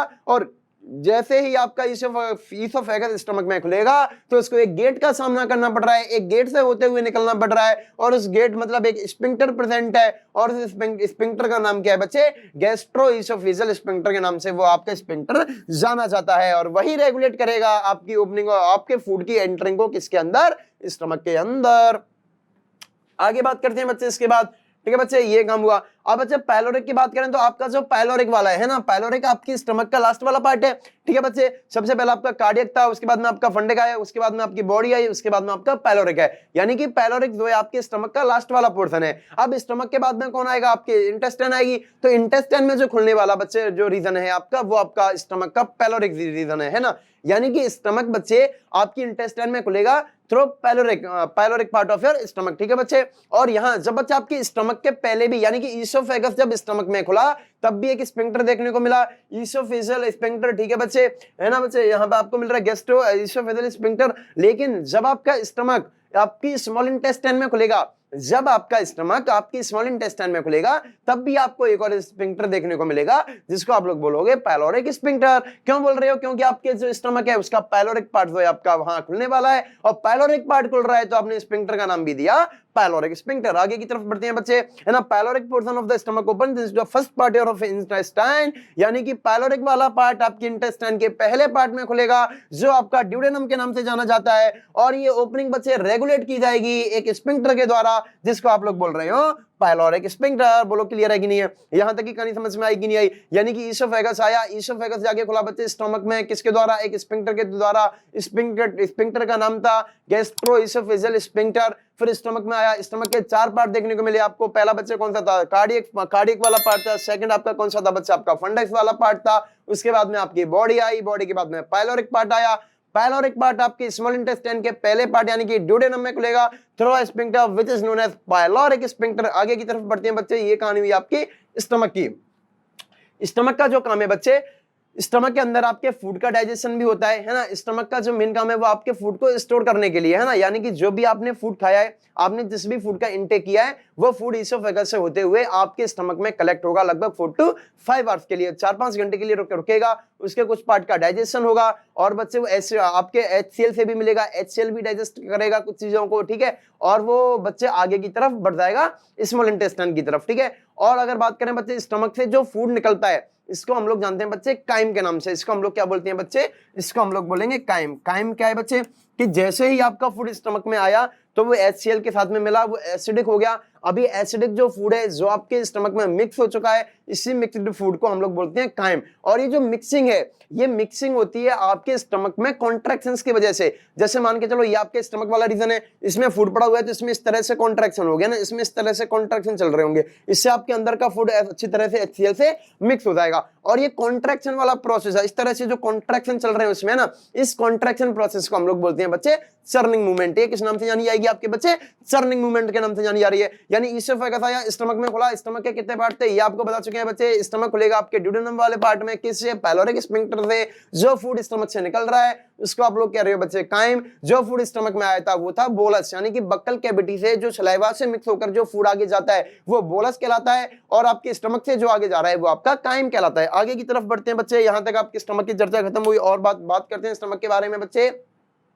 stomach stores the food for 4 to 5 hours, यानी कि स्टमक का क्या काम है बच्चे, आपके फूड को 4 से 5 घंटे तक स्टोर करने का काम है। The food mixes थ्रूली the acidic gastric juice in the stomach by the churning movement of its muscular wall and this is called crime. यानी कि स्टमक के अंदर जो मूवमेंट चल रही है वो आपकी चर्निंग मूवमेंट के नाम से जानी जा रही है, और जो मिक्स्ड फूड आपका स्मॉल इंटेस्टाइन में एंटर करने वाला है वो आपका बच्चे कहला रहा है काइम के नाम से। आगे बढ़ते हुए बच्चे हम लोग बात करते हैं किसके बारे में, गैस्ट्रिक ग्लैंड्स के बारे में। यानी कि बच्चे आपके जो स्टमक के अंदर, आपके स्टमक के अंदर जो फूड का डाइजेशन होने वाला है वो होगा आपका गैस्ट्रिक जूस के द्वारा, ठीक है बच्चे। गैस्ट्रिक जूस में कुछ एंजाइम्स वगैरह प्रेजेंट होंगे। अब वो गैस्ट्रिक जूस जो है वो किन सेल से, किन ग्लैंड से सीक्रेट होता है उसके बारे में बात करते हैं बच्चे। यहां हमें मेनली 3 ग्लैंड, 3 तरह के सेल्स के बारे में बात करनी है। सबसे पहला है बच्चे हमारी म्यूकस ग्लैंड। म्यूकस ग्लैंड का काम है बच्चे म्यूकस को सीक्रेट करना, और ये म्यूकस क्या करेगा, आपके स्टमक की वॉल के चारों तरफ लग जाएगा, ताकि क्या होगा कि जो स्टमक के अंदर HCl भरा हुआ है वो HCl आपके स्टमक की वॉल्स को डैमेज ना कर पाए। यानी कि अगर जैसे मैं आपको दिखाना चाहूं बच्चे कि अगर मैं यहां पर बीच में आपको फिल करके दे रहा हूं HCl, अगर यहां पर HCl भरा हुआ है तो क्या ये HCl बच्चे आपकी स्टमक की वॉल्स को भी डैमेज कर देगा।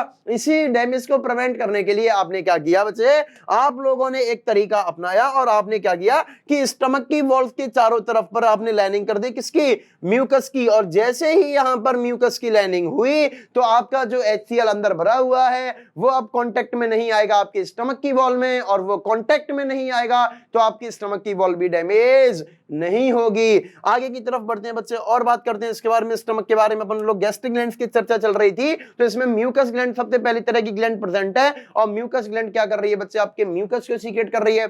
सेकंड तरह के जो सेल्स हैं बच्चे वो है हमारे ऑक्जेंटिक सेल्स, जो क्या है बच्चे आपके ऑक्जेंटिक सेल हैं, जो आपके बच्चे सीक्रेट करेंगे HCl, hydrochloric acid and CIF, kettles intrinsic factor के नाम से जाने जाने वाला एक फैक्टर है जिसको आप लोगों को कौन सीक्रेट कर रहा है बच्चे, ऑक्जेंटिक सेल ही उसको सीक्रेट कर रही है। ये जो CIF है बच्चे ये आपके विटामिन B12 के एब्जॉर्प्शन में आपको हेल्प करने वाला है। HCl क्या करेगा बच्चे, HCl एक तो आपके फूड को बच्चे काइम में कन्वर्ट कर रहा है, ये आपके इनएक्टिव एंजाइम्स को एक्टिव करेगा। यानी कि गैस्ट्रिक जूस में जो एंजाइम्स हैं बच्चे वो इनएक्टिव हैं, उनको एक्टिव करने का काम कौन करेगा, आपका HCl करेगा।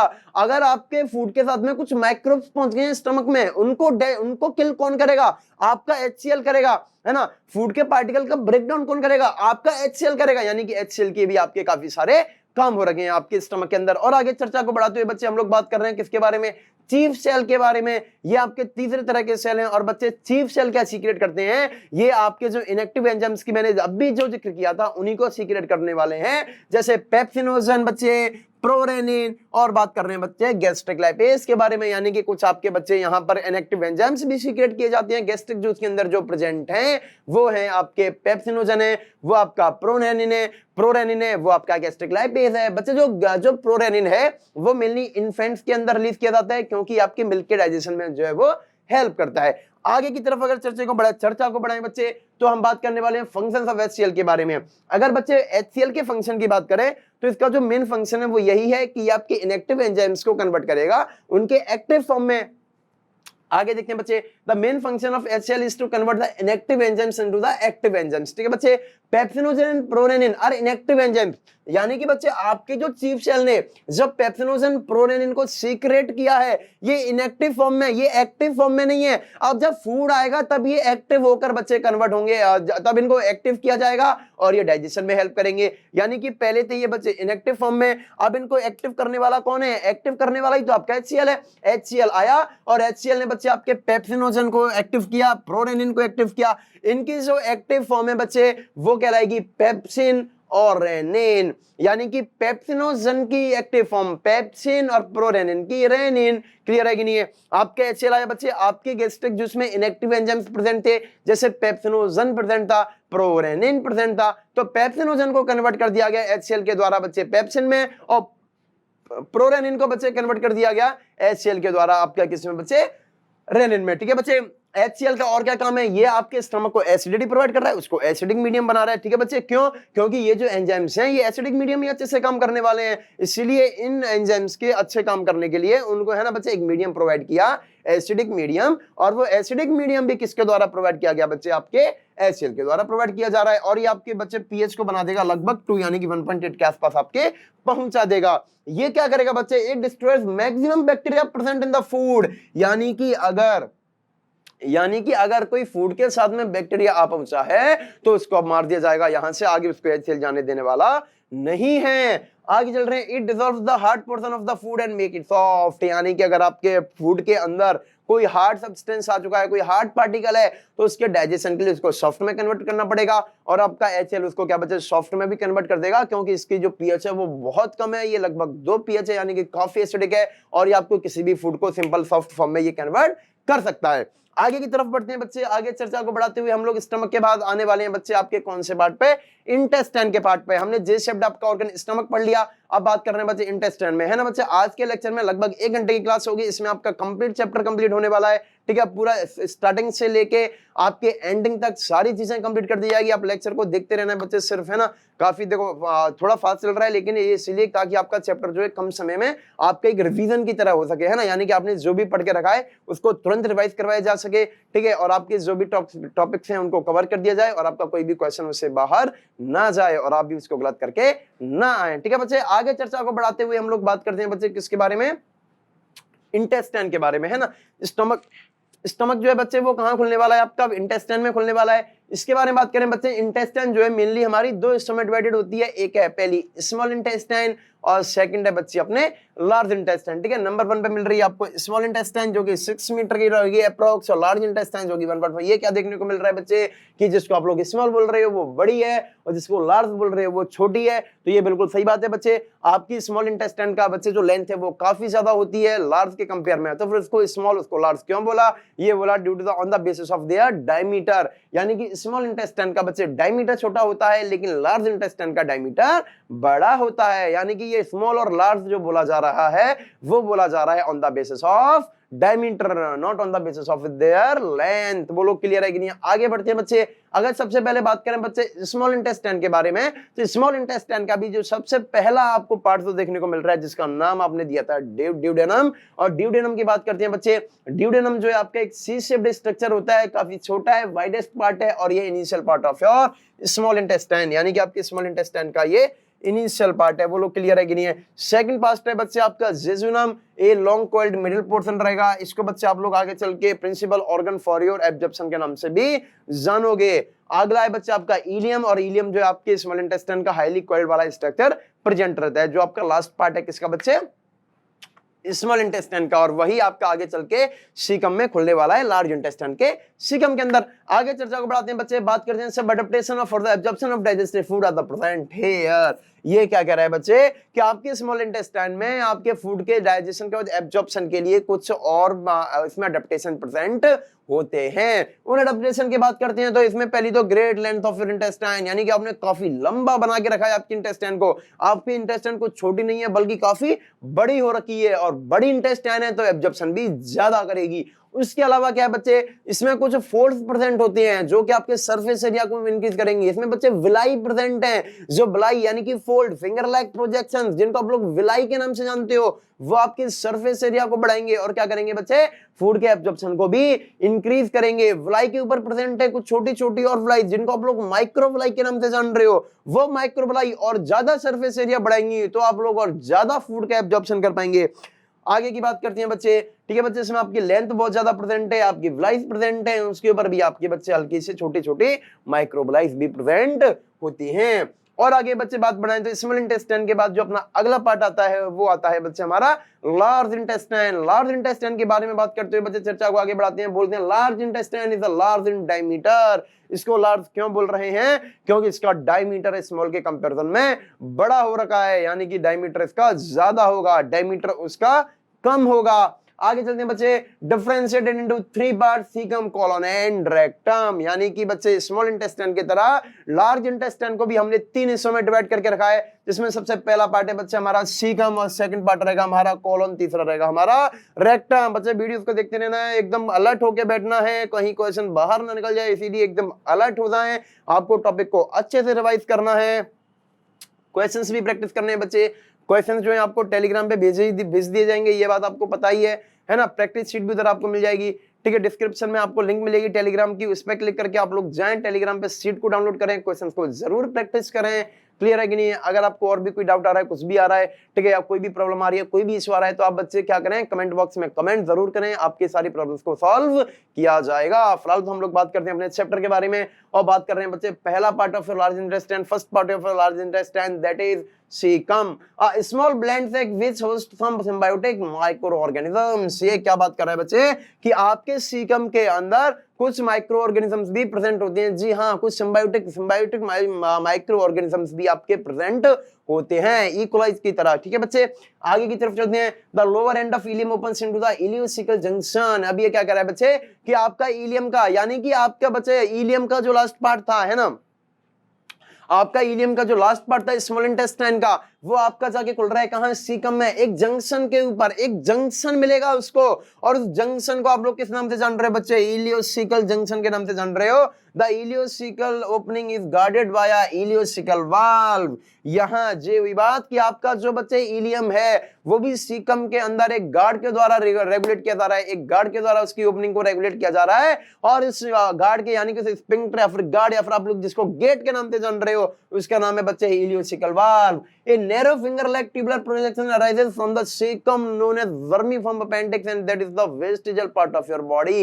एक बच्चे क्या हो रहा है, आपकी सीकम के पास एक आपका फिंगर लाइक प्रोजेक्शन निकल रहा है जिसको आप लोग वर्मीफॉर्म अपेंडिक्स के नाम से जानते हो। और वर्मीफॉर्म अपेंडिक्स जो है आपके अंदर बच्चे कैसा है, ये है आपके अंदर वेस्टिजियल, क्योंकि ये बच्चे आपके जो हर्बीवोर्स वगैरह में सेलुलोज के डाइजेशन में यूज होता है, इसीलिए आपके अंदर इसको क्या बोला जाता है बच्चे, आपके अंदर इसको बोला जाता है vestigial organ of alimentary canal. आगे की तरफ चलते हैं बच्चे, आगे की तरफ बढ़ते हुए हम लोग बात करते हैं, it is a vestigial organ, यानी कि बच्चे आपका जो वर्मीफॉर्म अपेंडिक्स है वो एक तरह का वेस्टिजियल ऑर्गन है। अगर चर्चा को आगे बढ़ाएं बच्चे तो हम लोग बात करते हैं second part of your large intestine, that is colon. Caecum के बारे में बात हो चुकी है बच्चे, 2 पार्ट अभी भी रह गए हैं, एक आपका कोलन रह गया है, एक आपका रेक्टम रह गया है। इसको भी कंप्लीट करने की कोशिश करते हैं बच्चे। कोलन हैज द 3 पार्ट्स, बहुत ही बढ़िया। लार्ज इंटेस्टाइन के भी बच्चे 3 पार्ट, सीकम, कोलन, रेक्टम, और कोलन के भी अभी आपको मेन 3 पार्ट देखने को मिल रहे हैं ना बच्चे। इसमें पहला पार्ट रहेगा आपका असेंडिंग, यानी कि आपका कोलन जो है पहले बच्चे ऊपर की तरफ जाएगा, फिर रहेगा आपका ट्रांसफर, फिर रहेगा आपका डिसेंडिंग, यानी कि 3 पार्ट रहेंगे बच्चे, एक असेंडिंग पार्ट, एक ट्रांसफर पार्ट, एक डिसेंडिंग पार्ट, और उसके बाद में आपका सिग्मोइड कोलन भी मिल रहा है, यानी कि जो आपका इस तरह से राउंड होकर रखा है, सिग्मोइड कोलन भी आपको देखने को मिलेगा, ठीक है। डिसेंडिंग एंड सिग्मोइड पार्ट, ये आपको मेनली 4 पार्ट देखने को मिलती हैं, ठीक है बच्चे। There are no villi on the mucosa, ये कह रहा है बच्चे कोलोन के अंदर कोई माइक्रो विलाई नहीं है, म्यूकोसा में कोई विलाई नहीं है।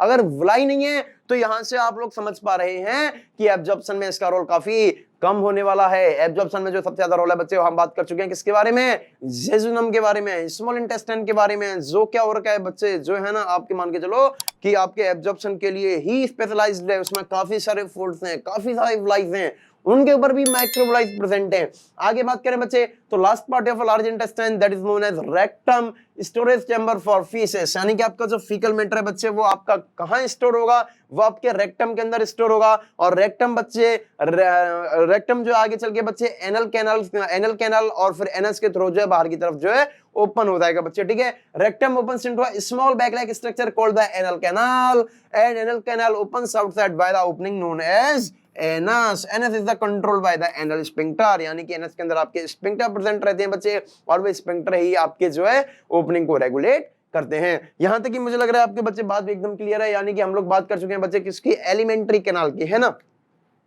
हमारा जो एलिमेंट्री कैनाल का जो डिस्कशन था, जो डाइजेस्टिव ट्रैक्ट के पार्ट वगैरह का डिस्कशन था, वो कंप्लीट हो चुका है। अब हम बात करेंगे बच्चे histology of your alimentary canal, यानी कि हमने माउथ से एनस तक इस तरह से तो देखी, लेकिन जब हम क्या कर रहे हैं, हमने क्या किया, आपके एलिमेंट्री कैनाल की किसी वॉल को निकाला और हमने ऐसे ना देखकर उसको इस तरह से देखा है, ठीक है बच्चे। यानी कि अब हम इसको देख रहे हैं कि एलिमेंट्री कैनाल के वॉल में कौन कौन से पार्ट प्रेजेंट हैं, और इसी को हम लोग बोलते हैं बच्चे histology of your alimentary canal. यानी कि जब हम आपकी वॉल्स की लेयर्स को बात कर रहे हैं बच्चे, तो इसको आप लोग हिस्टोलॉजी के नाम से जान रहे हो। और इसमें हम लोग बात करने वाले हैं बच्चे, सबसे पहली जो लेयर आपको देखने को मिल रही है वो है अपनी सरोसा के नाम से जाने वाली लेयर बच्चे। सबसे पहली लेयर कौन सी रहेगी बच्चे, आपकी सरोसा। ये बच्चे आपकी गट की सबसे बाहर वाली लेयर है। ये कैसी है आपकी बच्चे, सबसे बाहर वाली, यानी कि आपने देखा तो सबसे बाहर जो प्रेजेंट है, सबसे बाहर जो प्रेजेंट है वो कहलाएगी बच्चे आपकी सरोसा। आउटर मोस्ट लेयर है बच्चे composed of areolar connective tissue, ये बहुत ही बड़ा, इसको नोट कर लेंगे बच्चे, एरियुलर कनेक्टिव टिश्यू की बनी हुई है ये एनसेफल स्क्वेमस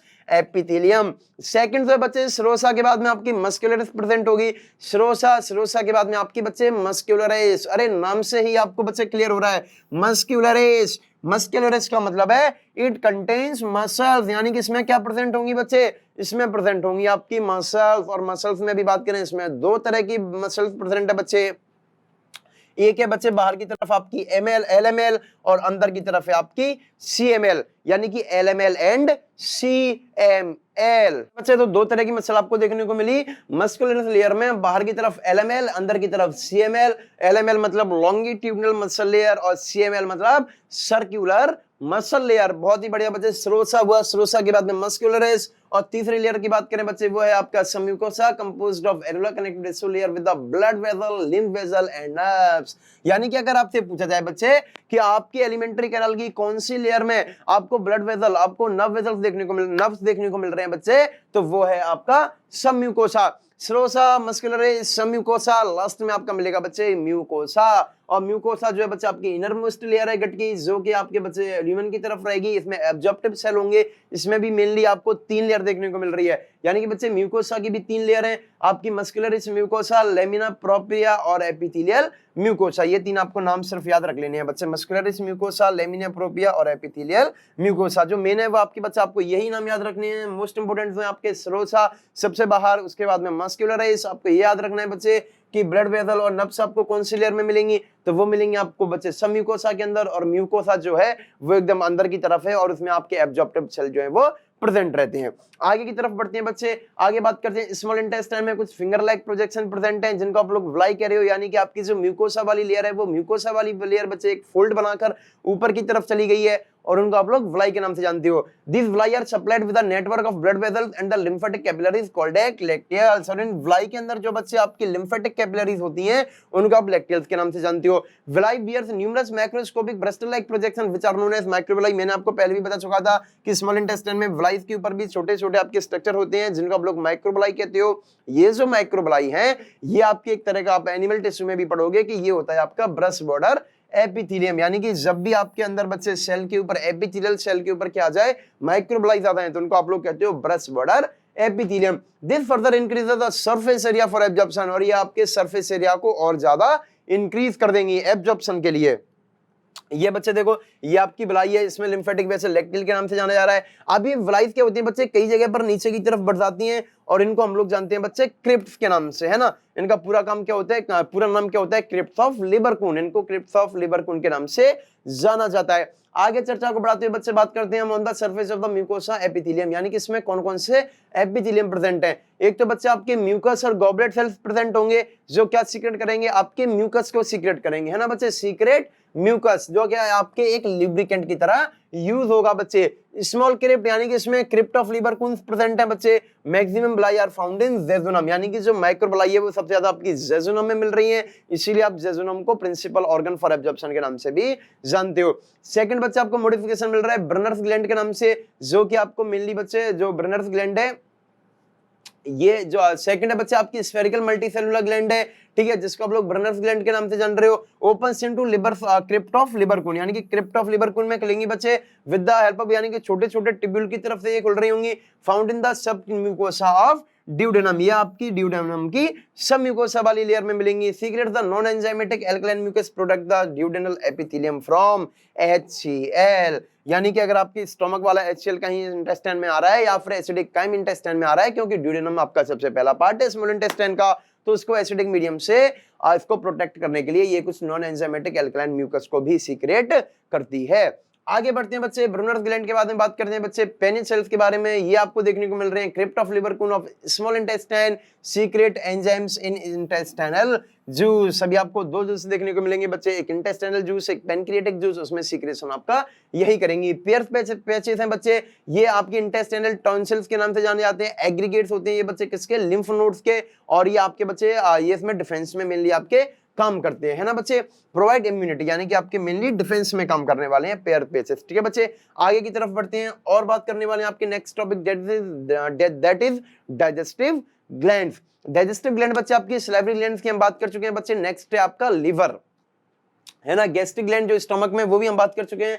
अगला आपका लिवर है ना बच्चे। लिवर को आप बच्चे एंडोडर्मल होते हैं ओरिजिन में, इसको हम लोग largest gland of our body के नाम से भी जानते हैं। अगर बच्चे हम लोग क्या बात करते हैं लिवर के वेट के बारे में, तो ये आपका लगभग 1.5 kg का वेट होता है। इसमें एक एडल्ट ह्यूमन के बारे में लिवर को देखें बच्चों, तो लिवर में आपके दो लोब होते हैं, एक होता है आपका राइट लोब और एक होता है आपका लेफ्ट लोब। एक लोब आपका हल्का सा छोटा रहेगा, यानी कि आपका जो ये वाला लोब है, ये जो लेफ्ट वाला लोब है वो हल्का छोटा रहेगा, राइट वाला आपको ज्यादा बड़ा देखने को मिलेगा, ठीक है बच्चे। ये दोनों लोब हैं बच्चे, एक सेप्टा से सेपरेटेड होते हैं। उस सेप्टा को आप लोग बच्चे क्या बोलते हो, फेल्सिफॉर्म लिगामेंट, यानी कि left and right lobes are separated by a septa known as falciform ligament, जो कि एक फाइब्रस कनेक्टिव टिश्यू का स्ट्रक्चर है। लिवर के नीचे बच्चे आपका प्रेजेंट होता है एक और स्ट्रक्चर, जिसको आप लोग कहते हो बच्चे गॉल ब्लैडर, है ना। अगर और बात करें बच्चे आगे की, तो हम लोग देखते हैं कॉमन हेपेटोपेन। अब देखो क्या कर रहे हैं बच्चे, है ना। यहाँ आपके जो लिवर है बच्चे, लिवर के दो लोब्स हैं, दोनों लोब्स के अंदर आपके और भी चीजें प्रेजेंट होती हैं, छोटे छोटे सेल्स प्रेजेंट होते हैं, जिनको हम लोग क्या बोलते हैं बच्चे, हिपेटोसाइट सेल्स बोलते हैं ना बच्चे। लिवर के लोब्स हैं, लोब्स के अंदर लोब्यूल्स में आपके सेल्स प्रेजेंट होते हैं। Each hepatic lobule is covered by a thin fibrous connective tissue cell sheath called as Gilson's capsule। अब बच्चे इसमें क्या है कि आपके इसमें बच्चे लोब्यूल्स हैं, हिपेटिक लोब के अंदर लोब्यूल्स हैं, तो इन सेल्स के ऊपर एक कवरिंग हो जाती है ना, और इस कवरिंग को ही हम लोग क्या बोलते हैं बच्चे, गिल्सन्स कैप्सूल बोलते हैं। लिवर के अंदर छोटे छोटे जो सेल हैं, जो उनकी फंक्शनल यूनिट है, जो उनकी स्ट्रक्चरल यूनिट है, उसको आप लोग क्या बोलते हो बच्चे, हिपेटिक सेल्स या फिर हिपेटोसाइट के नाम से जानते हो। वही हिपेटोसाइट सेल क्या करेंगे बच्चे, आपके बाइल को सीक्रेट करेंगे, यानी कि जो लिवर के अंदर जो बाइल का सीक्रेशन किया जा रहा है वो वही हिपेटिक सेल करने वाले हैं, ठीक है बच्चे। Bile juice is synthesised and secreted by hepatic cell बच्चे। hepatocyte cells are pour bile into the कैनेलिकुलाई। अब बच्चे क्या होता है कि ये जो आपकी हेपेटोसाइट सेल हैं वो एक रोज में अरेंज होते हैं, ठीक है बच्चे, और एक कॉर्ड का फॉर्मेशन करते हैं। इन कॉर्ड में एक पैरेलल कुछ और एक वेजल्स लाइक स्ट्रक्चर चल रहा होता है, एक पाइप लाइक स्ट्रक्चर चल रहे होते हैं पैरेलल, जिनको हम लोग कहते हैं बच्चे कैनेलिकुलाई, बाइल कैनेलिकुलाई, ठीक है। तो हेपेटिक सेल क्या करते हैं, अपने बाइल जूस को इन कैनेलिकुलाई में डाल देते हैं, और कैनेलिकुलाई जो है आगे चल के हेपेटिक डक्ट में जाकर खुल जाती है। यानी कि हेपेटोसाइट सेल है, हेपेटोसाइट सेल ने बच्चे बाइल को सिंथेसाइज किया और उन्होंने उनको डाला किसके अंदर, बाइल कैनेलिकुलाई, और बाइल कैनेलिकुलाई क्या करेंगी, उस सीक्रेशन को, बाइल को उठाएंगी और ले जाके डाल देंगी किसके अंदर बच्चे, हिपेटिक किसके अंदर बच्चे, हिपैटिक डक्ट के अंदर ले जाके डाल देंगे बच्चे, हिपैटिक डक्ट के अंदर, है ना। आगे चलते हैं बच्चे, इधर देखते हैं, आगे बढ़ते हैं। कॉमन हिपैटो, अब ये डायग्राम देखते हैं ना बच्चे, यहाँ पर होगा आपका बच्चे लिवर, इसके दो लोब है, तो दोनों लोब से एक एक डक्ट आ रही है, इनको हम लोग कहते हैं बच्चे duct from liver, hepatic duct, है ना। फिर ये दोनों मिलकर बच्चे बनाती हैं कॉमन हिपैटिक डक्ट, यानी कि लिवर के दोनों लोब से एक एक डक्ट आई, हिपैटिक डक्ट दोनों मिल गई, इन्होंने फॉर्मेशन किया कॉमन हिपैटिक डक्ट के लिए। यहाँ से बच्चे बैल जाएगा, गॉल ब्लैडर में कंसंट्रेट होगा, यानी बच्चे लिवर का क्या काम है, लिवर का काम है बच्चे सिंथेसाइज ऑफ बाइल जूस, और उसको कंसंट्रेट करने का काम है आपके बच्चे गॉल ब्लैडर का, ठीक है। तो गॉल ब्लैडर उसको कंसंट्रेट करेगा, गॉल ब्लैडर से एक बच्चे आपकी बाइल डक्ट एक बच्चे डक्ट आएगी सिस्टिक डक्ट के नाम से जो जानी जाती है, ठीक है। वो सिस्टिक डक्ट आपके बच्चे कॉमन हिपैटिक डक्ट, ठीक है बच्चे। ये जो कॉमन हिपैटिक डक्ट है ये क्या है, फिर से देखें, आपके जो लिवर से दो डक्ट आई, हिपैटिक डक्ट दोनों मिल गई, कॉमन हिपैटिक डक्ट बना ली उन्होंने। फिर गॉल ब्लैडर से आ रही है सिस्टिक डक्ट, इन दोनों ने मिलकर फॉर्मेशन किया कॉमन बाइल डक्ट का, ठीक है बच्चे। जैसे लिवर से आई आपकी कौन बच्चे, यहां से आई आपकी hepatic duct, common hepatic duct, इधर से आई आपकी सिस्टिक डक्ट, ठीक है बच्चे। अब दोनों ने मिलकर फॉर्मेशन कर लिया किसका, आपके बच्चे कॉमन बाइल डक्ट का, दोनों ने मिलकर किसका फॉर्मेशन किया बच्चे, कॉमन बाइल डक्ट का। ये कहानी हुई आपके कॉमन बाइल डक्ट की। आगे चलते हैं बच्चे, ये जो कॉमन बाइल डक्ट है वो आगे चल के जाके खुलेगा आपके किसके थ्रू बच्चे, एक स्पिंक्टर के थ्रू, जिसको आप लोग जानते हो बच्चे स्पिंक्टर ऑफ बर्डन के नाम से, है ना। ये बाइल डक्ट आ रही है, ये यहाँ पर रेगुलेट होगी बच्चे, एक ओपनिंग, यहाँ पर एक स्पिंक्टर प्रेजेंट होगा, स्पिंक्टर को आप लोग कहोगे बच्चे स्पिंक्टर ऑफ बर्डन। इधर से आ रही है बच्चे आपकी, आप पेनक्रियास को देखेंगे, यहाँ से आ रही है आपकी पेनक्रियास, ये कौन है आपकी पेनक्रियास, और पेनक्रियास के अंदर प्रेजेंट है पेनक्रिएटिक डक्ट। ये पेनक्रिएटिक डक्ट क्या करेगी, आपके पेनक्रिएटिक जूस को लेके जाएगी। अब ये पेनक्रिएटिक डक्ट किसके साथ में मिलेगी बच्चे, बाइल डक्ट के साथ में मिलेगी, और फॉर्मेशन करेंगी कॉमन, है ना बच्चे, किसका फॉर्मेशन करेंगी, कॉमन हिपैटो पेनक्रिएटिक डक्ट का, कॉमन हिपैटो पेनक्रिएटिक डक्ट। फिर से समझेंगे बच्चे, देखो लिवर से दोनों डक्ट आई, हिपैटिक डक्ट दोनों ने मिलकर फॉर्मेशन किया कॉमन हिपैटिक डक्ट का, इधर से गॉल ब्लैडर से डक्ट आ गई सिस्टिक डक्ट, मिलकर किया किसका फॉर्मेशन, कॉमन बाइल डक्ट का। अब ये कॉमन बाइल डक्ट जा रही है, इधर से पेनक्रिएटिक डक्ट आ गई, दोनों ने मिलकर किसका फॉर्मेशन किया, कॉमन हिपैटो पेनक्रिएटिक डक्ट का। बहुत बढ़िया। ये जो आपकी बच्चे ऊपर से बाइल डक्ट आ रही थी, इसकी ओपनिंग रेगुलेट की जाएगी स्पिंक्टर ऑफ बर्डन के द्वारा, और ये जो पेनक्रिएटिक डक्ट के साथ मिलकर जो कॉमन हिपैटो पेनक्रिएटिक डक्ट का फॉर्मेशन हुआ है, उसकी ओपनिंग को रेगुलेट किया जाएगा बच्चे स्पिंक्टर ऑफ ओडीए की तरह। किसके द्वारा रेगुलेट किया जाएगा बच्चे, स्पिंक्टर ऑफ ओडीए के थ्रू। पेनक्रियास बच्चे आपकी एक हेट्रोक्राइन ग्लैंड होती है, हेट्रोक्राइन मतलब मिक्स्ड ग्लैंड, जिसमें आपके एंडोक्राइन एक्सोक्राइन दोनों पार्ट प्रेजेंट होंगे, है ना बच्चे। अगर इसमें बात करें बच्चे, एंडोक्राइन जो वाला पार्ट है वो आपकी कुछ जो एंडोक्राइन वाला पार्ट है, इसको आप लोग बोलते हो बच्चे आइलेट्स ऑफ लैंगरहैंस। दो पार्ट रहेंगे, एक रहेगा बच्चे आपका आइलेट्स ऑफ लैंगरहैंस, ये वाला पार्ट है आपके बच्चे, कौन सा पार्ट है, ये आपका एंडोक्राइन पार्ट है। ये कौन सा पार्ट है बच्चे, आपका एंडोक्राइन पार्ट है। सेकंड पार्ट होता है बच्चे इसमें कुछ सेल्स, जिनको आप लोग बोलते हो पेनक्रिएटिक एसिनाई, पेनक्रिएटिक एसिनाई, जो होता है आपका बच्चे एक्सोक्राइन वाला पार्ट। ये कौन सा है आपका, एक्सोक्राइन वाला पार्ट है। यही आपका सीक्रेट करता है बच्चे किसको, पेनक्रिएटिक जूस को। ये जो पेनक्रिएटिक एसिनाई वाला पार्ट है, यही आपके लिए रिस्पॉन्सिबल है किसके लिए बच्चे, synthesis and secretion of pancreatic juice. Pancreatic juice को सीक्रेट करेगा बच्चे, और ये आपके कुछ हार्मोन्स निकालेगा बच्चे, जैसे इसमें आप लोग बोलते हो कौन सा, इंसुलिन, है ना। इसमें अलग अलग सेल होते हैं, अल्फा बीटा डेल्टा, जो अलग अलग हार्मोन्स निकालते हैं, इंसुलिन ग्लूकेगॉन। ये आपकी बात की कभी की कहानी है। आगे चर्चा करते हैं बच्चे, ये सब हम लोग पढ़ चुके हैं। और आगे बात करें बच्चे फंक्शंस ऑफ लिवर। लिवर का क्या फंक्शन है बच्चे,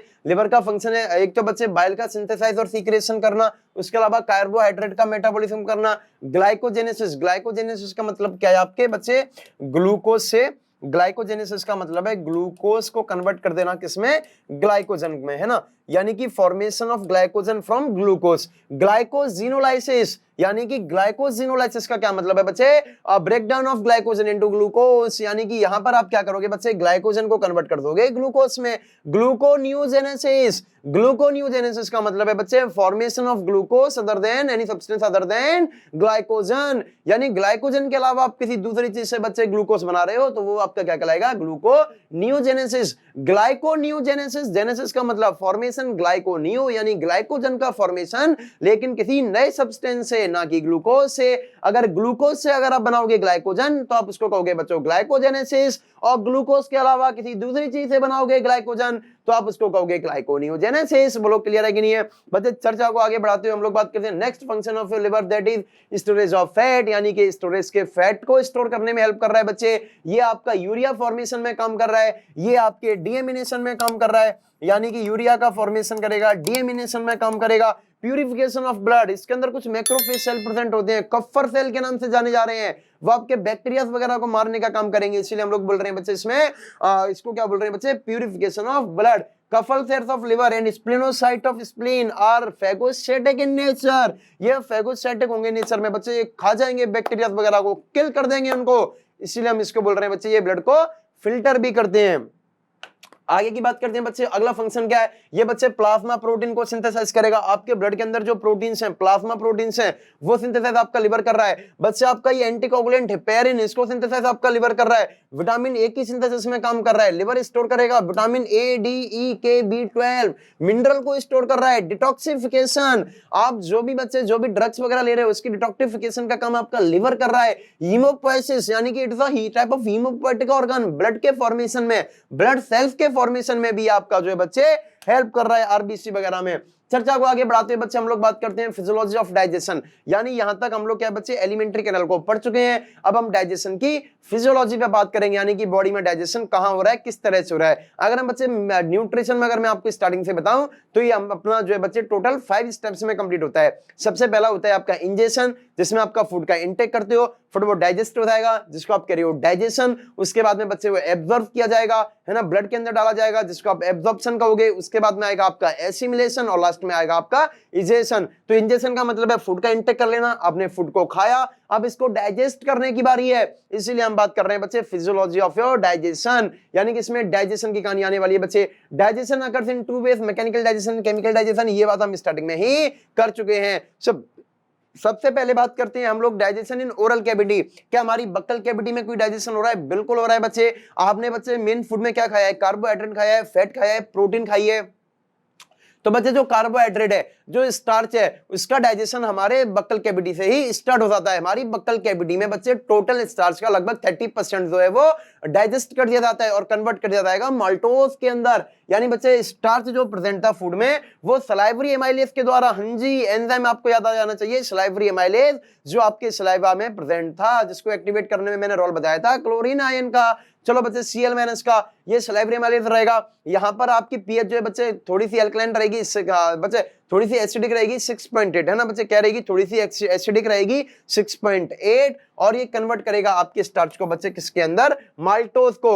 लेकिन ये जो स्टार्च बच्चे कन्वर्ट हो रहा है वो सिर्फ आपका टोटल का 30% हो रहा है, ठीक है बच्चे। एक आपका मैकेनिकल डाइजेशन भी चल रहा है, यानी कि आप फूड को चबा रहे हो, उसके छोटे छोटे टुकड़ों में तोड़ रहे हो, ठीक है बच्चे। मेस्टिकेशन हो रहा है टीथ के द्वारा, टंग के द्वारा, लिप्स के द्वारा, ठीक। इसके बाद सलाइवरी एमाइलेज क्या कर रहा है, 30% ऑफ स्टार्च को कन्वर्ट कर रहा है बच्चे माल्टोज में। बक्कल कैविटी के बाद में बच्चे बात करते हैं स्वेलिंग और डीग्लूटिनेशन। इसका मतलब है कि आपने उसको खाया, बोलस में कन्वर्ट किया और उसको आप लोग निकल गए, है ना बच्चे। जो बक्कल कैविटी में जो फूड होता है जो सलाइवा के साथ मिक्स हो चुका होता है उसको आप बोलस कहते हो, और बोलस बच्चे पुश कर दिया जाएगा फेरिंग्स के द्वारा, किसके अंदर, ईसोफेगस के अंदर। ईसोफेगस के अंदर बच्चे आपकी पेरिस्टाल्टिक मूवमेंट चलेगी और फूड को पहुंचा देंगे आपके स्टमक के अंदर, क्योंकि ईसोफेगस के अंदर कोई भी डाइजेशन नहीं होता due to the absence of digestive glands. आगे की तरफ बात करते हैं बच्चे, बात करते हैं पेरिस्टाल्टिक मूवमेंट के बारे में। तो पेरिस्टाल्टिक मूवमेंट क्या है, एक कॉन्ट्रैक्शन, एक वेवी लाइक मूवमेंट है, एक वेव लाइक कॉन्ट्रैक्शन का मूवमेंट है जो आपके ईसोफेगस में हो रहा है, और वो आपके फूड को बच्चे आगे पुश करने में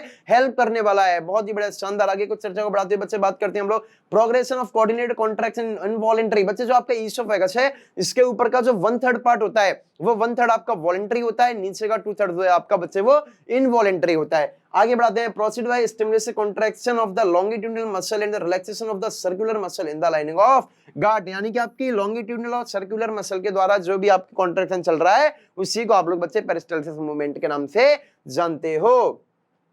When a peristaltic wave reaches the end of the esophagus, the gastrophageal sphincter opens, allowing the passage of bolus food from the stomach। और जैसे ही आपका पेरिस्टाल्टिक मूवमेंट एंड तक पहुंचेगा तो आपका गैस्ट्रोइसोफेजियल स्फिंक्टर खुल जाएगा और आपका फूड बच्चे एंटर कर जाएगा किसके अंदर, स्टमक के अंदर। आगे बात करते हैं बच्चे digestion of food in stomach. अगर हम लोग स्टमक में बात करें बच्चे, स्टमक में भी आपका डाइजेशन हो रहा है बच्चे, यहाँ पर आपका प्रोटीन का मेनली डाइजेशन होगा बच्चे। Food in the enter into stomach, ये सब हो जाएगा बच्चे, पहुंचेगा गैस्ट्रिक जूस। आपके गैस्ट्रिक जूस की मैं बता चुका हूँ, इसमें रेनिन, पेप्सिन, गैस्ट्रिक लाइपेज, ये सारी चीज प्रेजेंट है। रेनिन जो है वो बच्चों में एक्टिव होता है, ज्यादातर इन्फेंट्स में एक्टिव होता है, क्योंकि वो मिल्क की प्रोटीन के डाइजेशन में हेल्प करता है। ठीक है बच्चे, इसमें बात करें बच्चे स्टमक में मेन क्या होगा, जो आपकी प्रोटीन्स हैं वो प्रोटीन्स पेप्सिन के द्वारा पेप्टोन्स और प्रोट्यूसेस में कन्वर्ट कर दी जाएगी। यानी कि बच्चे माउथ में क्या हुआ, बक्कल कैविटी में क्या हुआ, 30% स्टार्च जो है वो आपका कन्वर्ट कर दिया है माल्टोस के अंदर। स्टमक में पेप्सिन के द्वारा जो पेप्सिनोजन था, पेप्सिनोजन को एक्टिव किया किसने, मैं यहाँ पूरी रिएक्शन लिख के जा रहा हूँ आपके लिए बच्चे। आपके पास था कौन बच्चे, पेप्सिनोजन। पेप्सिनोजन को कन्वर्ट किया किसमें बच्चे, पेप्सिन में। किसमें कन्वर्ट किया, पेप्सिन में। करने वाला कौन था, करने वाला एक ही था, नाम था जिसका HCl। पेप्सिनोजन को एक्टिव फॉर्म में कन्वर्ट किया HCl ने, और पेप्सिन ने प्रोटीन को किया पेप्टोन्स और प्रोटियोजेज में। आगे कहानी को बढ़ाते हुए बच्चे बात करते हैं हम लोग digestion of small intestine. Digestion कहाँ कर रहे हैं बच्चे, स्मॉल इंटेस्टाइन में। स्मॉल इंटेस्टाइन में मेनली आपका बच्चे तो बाइल जूस का काम करने वाला है, एक आपका इंटेस्टाइनल जूस और एक आपका बच्चे पैनक्रियाटिक जूस। बच्चे अगर सबसे पहले बच्चे बात करें बाइल जूस के बारे में, तो बाइल जूस आपके लिवर ने सिंथेसाइज किया है, गॉल ब्लैडर ने उसको कंसंट्रेट किया है। ये एल्कलाइन मीडियम का होता है, इसकी पीएच लगभग आपकी 7.4 होती है, 7.4 से 7.6 के मानी जाती है। ठीक है बच्चे, ये बात हम कर लें, लिवर ने बनाए, हेपेटोसाइट सेल ने बनाए, ये बात हम लोग जो है वो कर चुके हैं। कंपोजिशन में बात करें, इसमें बहुत सारा वाटर होता है बच्चे, 98% लगभग। इसमें कुछ वाइल्ड सॉल्ट होते हैं बच्चे, वाइल्ड पिगमेंट होते हैं। ठीक है, वाइल्ड सॉल्ट दो तरह के मिलेंगे आपको, एक इनऑर्गेनिक, एक आपको ऑर्गेनिक। ठीक है बच्चे, आगे की तरफ बढ़ते हैं बच्चे। सेकंड है आपका पैनक्रियाटिक। अगर मैं बाइल जूस के बच्चे फंक्शन की बात करूं, तो बाइल जूस का काम कोई भी मेन डाइजेशन में नहीं होता। ये बाइल जूस जो है वो आपका सिर्फ काम करता है बच्चे emulsification of fat. Emulsification fat मतलब जो आपके फैट के बड़े बड़े मॉलिक्यूल्स हैं उनको ये छोटे छोटे टुकड़ों में कन्वर्ट करेगा, यानी conversion of fat molecules into small globules of fat, that is called emulsification of fat. और इमल्सिफिकेशन में हेल्प करेगा आपका बाइल जूस। आगे बढ़ते हैं बच्चे, सेकंड है आपका पैनक्रियाटिक जूस का। इसमें कुछ इनएक्टिव एंजाइम्स होंगे बच्चे, जैसे trypsinogen, chymotrypsinogen, procarboxypeptidase, amylase, lipase, nuclease, ये सारी चीजें जो बच्चे आपके पैनक्रियाटिक जूस में प्रेजेंट होती हैं। अब ये किस तरह से काम करेगी बच्चे, जो आपकी ट्रिप्सिनोजन है इनएक्टिव फॉर्म, इसको एंटेरोकाइनेज कन्वर्ट करेगा ट्रिप्सिन में। इसमें बच्चे आपका एंटेरोकाइनेज भी प्रेजेंट रहेगा, तो इसमें क्या होगा बच्चे, आपका जो इनएक्टिव ट्रिप्सिनोजन है उसको एंटेरोकाइनेज कन्वर्ट करेगा ट्रिप्सिनोजन में। जैसे स्टमक में पेप्सिनोजन को HCl ने पेप्सिन में बदला, इधर ट्रिप्सिनोजन को एंटेरोकाइनेज ट्रिप्सिन में बदलेगा। अब ये ट्रिप्सिन क्या करेगा, इस कीमोट्रिप्सिनोजन को कन्वर्ट करेगा कीमोट्रिप्सिन में। इस ट्रिप्सिन ने क्या किया बच्चे, कीमोट्रिप्सिनोजन को कन्वर्ट किया कीमोट्रिप्सिन में। अब ये बच्चे इसके बाद क्या होगा, ये जो आपका ये मिल रहा है प्रोकार्बोक्सी पेप्टाइडेज, इसको ट्रिप्सिन कन्वर्ट कर देगा बच्चे कार्बोक्सी पेप्टाइडेज में। बोलो क्लियर है कि नहीं है, ये आपका कन्वर्जन हुआ। यानी कि ट्रिप्सिनोजन जो है बच्चे वो एंटेरोकाइनेज के द्वारा किस में कन्वर्ट किया जाएगा, ट्रिप्सिन में कन्वर्ट किया जाएगा। अब ये ट्रिप्सिन कीमोट्रिप्सिनोजन को कन्वर्ट कर देगा बच्चे किसमें, कीमोट्रिप्सिन में, और यही ट्रिप्सिन प्रोकार्बोक्सी पेप्टाइडेज को कन्वर्ट कर देगा कार्बोक्सी पेप्टाइडेज में। अब बच्चे क्या होगा, आपका जो प्रोटीन्स थी कुछ स्टमक में डाइजेस्ट हो गई, कुछ आपकी यहां पर पहुंच चुकी है इंटेस्टाइन में, तो पैनक्रियाटिक जूस का बच्चे यहां पर ट्रिप्सिन और कीमोट्रिप्सिन इस प्रोटीन को कन्वर्ट करेंगे पेप्टोन्स, प्रोटियोजेज एंड पेप्टाइड्स में, लार्ज पेप्टाइड्स में कन्वर्ट कर देंगे। और ये जो बच्चे आपकी लार्ज पेप्टाइड है इस पर गिरेगा आपका कार्बोक्सी पेप्टाइडेज, ये वाला, ये कार्बोक्सी पेप्टाइडेज। यहां क्या हुआ बच्चे, यहां जो देखने को मिला कि ये जो आपका ट्रिप्सिनोजन ट्रिप्सिन में कन्वर्ट हुआ, फिर ट्रिप्सिन ने कीमोट्रिप्सिनोजन को कीमोट्रिप्सिन ने किया, तो ये ट्रिप्सिन और कीमोट्रिप्सिन इसने प्रोटीन को किया लार्ज पेप्टाइड में कन्वर्ट। और जब इस ट्रिप्सिन ने बच्चे कार्बोक्सी पेप्टाइडेज को प्रोकार्बोक्सी पेप्टाइडेज को कार्बोक्सी पेप्टाइडेज में कन्वर्ट किया, तो ये कार्बोक्सी पेप्टाइडेज क्या करेगा, लार्ज पेप्टाइड को स्मॉल पेप्टाइड्स और अमीनो एसिड में कन्वर्ट कर देगा। बोलो क्लियर है कि नहीं है, ट्रिप्सिनोजन ट्रिप्सिन में कन्वर्ट होगा, ट्रिप्सिन फिर बच्चे क्या करेगा आपके कीमोट्रिप्सिनोजन को कीमोट्रिप्सिन में कन्वर्ट करेगा, फिर ट्रिप्सिन और कीमोट्रिप्सिन प्रोटीन को लार्ज पेप्टाइड में कन्वर्ट करेंगे। वहां एक और काम चल रहा है ट्रिप्सिन का, प्रोकार्बोक्सी पेप्टाइडेज को कार्बोक्सी पेप्टाइडेज में कन्वर्ट करना, फिर वो कार्बोक्सी पेप्टाइडेज आगे चलकर क्या करेगा, आपके लार्ज पेप्टाइड को स्मॉल पेप्टाइड और अमीनो एसिड में चेंज कर देगा। इसके बाद बच्चे आपका जो स्टार्च है ना, जो 70% स्टार्च बचा हुआ था बक्कल कैविटी में, 30% आपके सलाइवरी एमाइलेज ने कन्वर्ट कर दिया। अब ये बचा हुआ 70% आपका बच्चे यहाँ पर पैनक्रियाटिक एमाइलेज इसको कन्वर्ट करेगा। जो आपकी पैनक्रियाटिक जूस में प्रेजेंट है, पैनक्रियाटिक एमाइलेज इसको डाइसैकराइड में कन्वर्ट कर देगा। फैट का डाइजेशन करेगा बच्चे आपका लाइपेज, लाइपेज फैट को कन्वर्ट करेगा डाइग्लिसराइड में, और आगे चल के वो कन्वर्ट हो जाएंगे बच्चे आपके मोनोग्लिसराइड में। ठीक है बच्चे, न्यूक्लिक एसिड्स का कन्वर्जन किया जाएगा। न्यूक्लिक एसिड को न्यूक्लियस कन्वर्ट करेगा बच्चे न्यूक्लियोटाइड्स में, और न्यूक्लियोटाइड को बच्चे आपका कन्वर्ट करेगा न्यूक्लियोटाइडेज। यहाँ पर एक और एंजाइम आएगा जिसका नाम है बच्चे न्यूक्लियोटाइडेज, और न्यूक्लियोटाइडेज आपके न्यूक्लियोटाइड्स को कर देगा न्यूक्लियोसाइड में। ये है आपके बच्चे इंटेस्टाइन में क्या चल रहा है बच्चे, डाइजेशन चल रहा है। ये आपके पैनक्रियाटिक जूस के बाद में आता है बच्चे आपके इंटेस्टाइनल जूस, है ना बच्चे। इंटेस्टाइनल जूस के अंदर भी क्या होगा बच्चे, इसमें भी कुछ एंजाइम्स प्रेजेंट होंगे, जैसे इसमें एक एंटेरोकाइनेज प्रेजेंट है जो कि आपके वहां पर ट्रिप्सिनोजन को ट्रिप्सिन में कन्वर्ट कर रहा था, वो आपके इंटेस्टाइनल जूस में प्रेजेंट है। अमीनो पेप्टाइडेज प्रेजेंट होगा, डाइसैकराइड प्रेजेंट होंगे, डाइपेप्टाइडेज, लाइपेजेज, न्यूक्लियोसाइडेज। अब इसमें क्या हुआ बच्चे कि आपका जो पॉलीसैकेराइड जो स्टार्च था वो जो आपके अमाइलेज ने डाइसैकेराइड में कन्वर्ट किया। अब ये डाइसैकेराइड उधर जो आपका डाइपेप्टाइड आया है बच्चे, है ना, इधर ये आपका डाइपेप्टाइड बन के आ रहा है। उस डाइपेप्टाइड को कन्वर्ट करेगा बच्चे कौन, डाइपेप्टाइडेज, आगे चल के अमाइनो एसिड में। यानी कि आपके जो प्रोटीन से बच्चे जो पेप्टाइड आ रहा था, है ना, लार्ज पेप्टाइड, जो डाइपेप्टाइड थे, ठीक है, प्रोटीन से जो आपके पेप्टाइड आए हुए थे, उस प्रोटीन्स के जो ये पेप्टाइड वाले पेप्टाइड्स हैं, इन पेप्टाइड्स को कौन कन्वर्ट करेगा बच्चे, डाइपेप्टाइडेज कन्वर्ट कर देगा अमाइनो एसिड में, और प्रोटीन से आपको मिल जाएगी कौन बच्चे, अमाइनो एसिड। उसके बाद में जो आपका न्यूक्लियोटाइड थे, न्यूक्लियोटाइड को न्यूक्लियोटाइडेज ने कन्वर्ट किया न्यूक्लियोसाइड्स में, और न्यूक्लियोसाइड कन्वर्ट किए जाएंगे न्यूक्लियोसाइडेज के द्वारा शुगर्स और नाइट्रोजनस बेसिस के अंदर। जो आपके फैट से बच्चे क्या मिल रहे थे, डाइग्लिसराइड, मोनोग्लिसराइड मिल रहे थे, उनको आगे चल के लाइपेज कन्वर्ट कर देगा फैटी एसिड और ग्लिसरॉल के अंदर। आगे बात करते हैं बच्चे, अभी आपका डाइजेशन हुआ, डाइजेशन के बाद में आपका एब्जॉर्प्शन होगा, यानी कि डाइजेस्टेड फूड है बच्चे आपके ब्लड के अंदर डाल दिया जाएगा। एब्जॉर्प्शन में बच्चे आपका सिंपल डिफ्यूजन से भी होता है, ये फैसिलिटेड ट्रांसपोर्ट से भी होगा और एक्टिव ट्रांसपोर्ट से भी होगा। सिंपल डिफ्यूजन से बच्चे मेनली आपका क्या जाता है, किसका बच्चे, मोनोसैकेराइड कुछ हो जाएंगे, कुछ ग्लूकोज, कुछ अमीनो एसिड और सम इलेक्ट्रोलाइट भी कर लिए जाएंगे। फैसिलिटेड ट्रांसपोर्ट से होगा बच्चे आपका, जैसे कि कुछ आपका ग्लूकोज हो जाएगा, थोड़ा सा फ्रक्टोज, अमीनो एसिड, ये सब किए जाएंगे। एक्टिव ट्रांसपोर्ट से मेनली आपके बच्चे monosaccharide, glucose, electrolyte, amino acid, ये मेनली एक्टिव ट्रांसपोर्ट से आपके एब्जॉर्ब किए जाएंगे। यानी कि एलिमेंट्री कैनाल के किस पार्ट में किसका डाइजेशन एब्जॉर्प्शन हो रहा है, तो इसमें बच्चे हम बात करते हैं सबसे पहले माउथ के बारे में। आपके माउथ में बच्चे ड्रग्स का एब्जॉर्प्शन होगा, यानी कि आप कोई भी ड्रग्स वगैरह, कोई मेडिसिन वगैरह अगर रखते हो तो, है ना, तो वो आपके यहीं से एब्जॉर्ब कर लिया जाएगा, ठीक है, by the lower surface of your tongue, यानी कि माउथ में भी होगा बच्चे।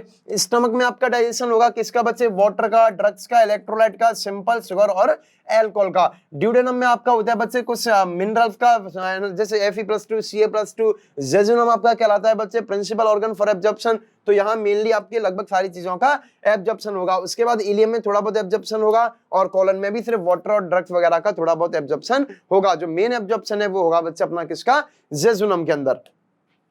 आगे चढ़ते हैं बच्चे, आगे बात करते हैं, आपके जो बच्चे सारे सब्सटेंसेस हैं वो एब्जॉर्ब कर लिए जाते हैं, लेकिन आपके जो फैट के मॉलिक्यूल्स हैं वो फैट के मॉलिक्यूल बच्चे एब्जॉर्ब नहीं होते। तो इनको एब्जॉर्ब करने के लिए सेकंड तरीका अपनाया जाता है। क्या होता है बच्चे कि जैसे फैट में आपका प्रेजेंट है, अब ये फैट के जो आपके ये ग्लिसराइड्स प्रेजेंट है ना, ग्लिसरॉल और फैटी एसिड, ये मिलकर बनाएंगे बच्चे क्या, ये बच्चे मिलकर बनाएंगे आपके मोनोसैकेराइड्स, ठीक है बच्चे। अभी मोनोसैकेराइड के ऊपर क्या किया जाता है, कुछ बाइल सॉल्ट इकट्ठे कर दिए जाते हैं। अब ये बाइल सॉल्ट के साथ मिलकर ये बनाएगा कुछ मिसल्स का फॉर्मेशन करेगा, है ना बच्चे। देखो कैसे हुआ, यहाँ देखो बच्चे, all substance absorbed into blood except fatty acid and glycerol, ये जो है बच्चे एब्जॉर्ब नहीं हो पाते। इनके लिए क्या किया गया, क्योंकि ये इनसॉल्युबल होते हैं, है ना बच्चे, इसीलिए ब्लड में इनसॉल्युबल थे, तो ये एब्जॉर्ब नहीं हुए। इसीलिए क्या किया जाता है बच्चे कि आपके इन सेल्स के बच्चे आगे चल के फॉर्मेशन किया जाता है, कुछ मिसल्स का फॉर्मेशन किया जाएगा, है ना, ये कुछ मिसल्स का फॉर्मेशन किया जाएगा। यानी कि जैसे ही आपके फैटी एसिड ग्लिसरॉल से आपके बाइल सॉल्ट मिलेंगे बच्चे, बाइल सॉल्ट मिलेंगे तो बाइल सॉल्ट मिलकर फॉर्म कर देंगे किसका बच्चे, मिसल्स का। और ये मिसल्स आपके पहुंच जाएंगे किसके अंदर, ये आपके पहुंच जाएंगे बच्चे सेल्स के अंदर। अब इनका क्या किया जाएगा बच्चे, सेल के अंदर जैसे आपके मिसल पड़े हुए, मैं यहाँ बोल रहा हूँ बच्चे, यहाँ पर आपके थे कौन, फैटी एसिड और glycerol, fatty acid plus glycerol ये थे, इन्होंने बच्चे मिलकर क्या बनाया आपका, मिसल्स का फॉर्मेशन किया, है ना, इन्होंने फॉर्मेशन किया बच्चे आपके मिसल्स का फॉर्मेशन किया, और ये आपके एब्जॉर्ब होके पहुंच गए बच्चे किसके अंदर, सेल के अंदर। जैसे मैं बना रहा हूं, यहाँ पर ये सेल है, यहाँ पर आपकी माइक्रोबाई है, और ये मिसल्स आपके क्या हुए बच्चे, यहाँ पर आ गए, है ना, ये आपके सेल्स के अंदर पहुंच चुके हैं। अब इस सेल से इसको क्या किया जाएगा बच्चे, ब्लड के अंदर डाला जाएगा।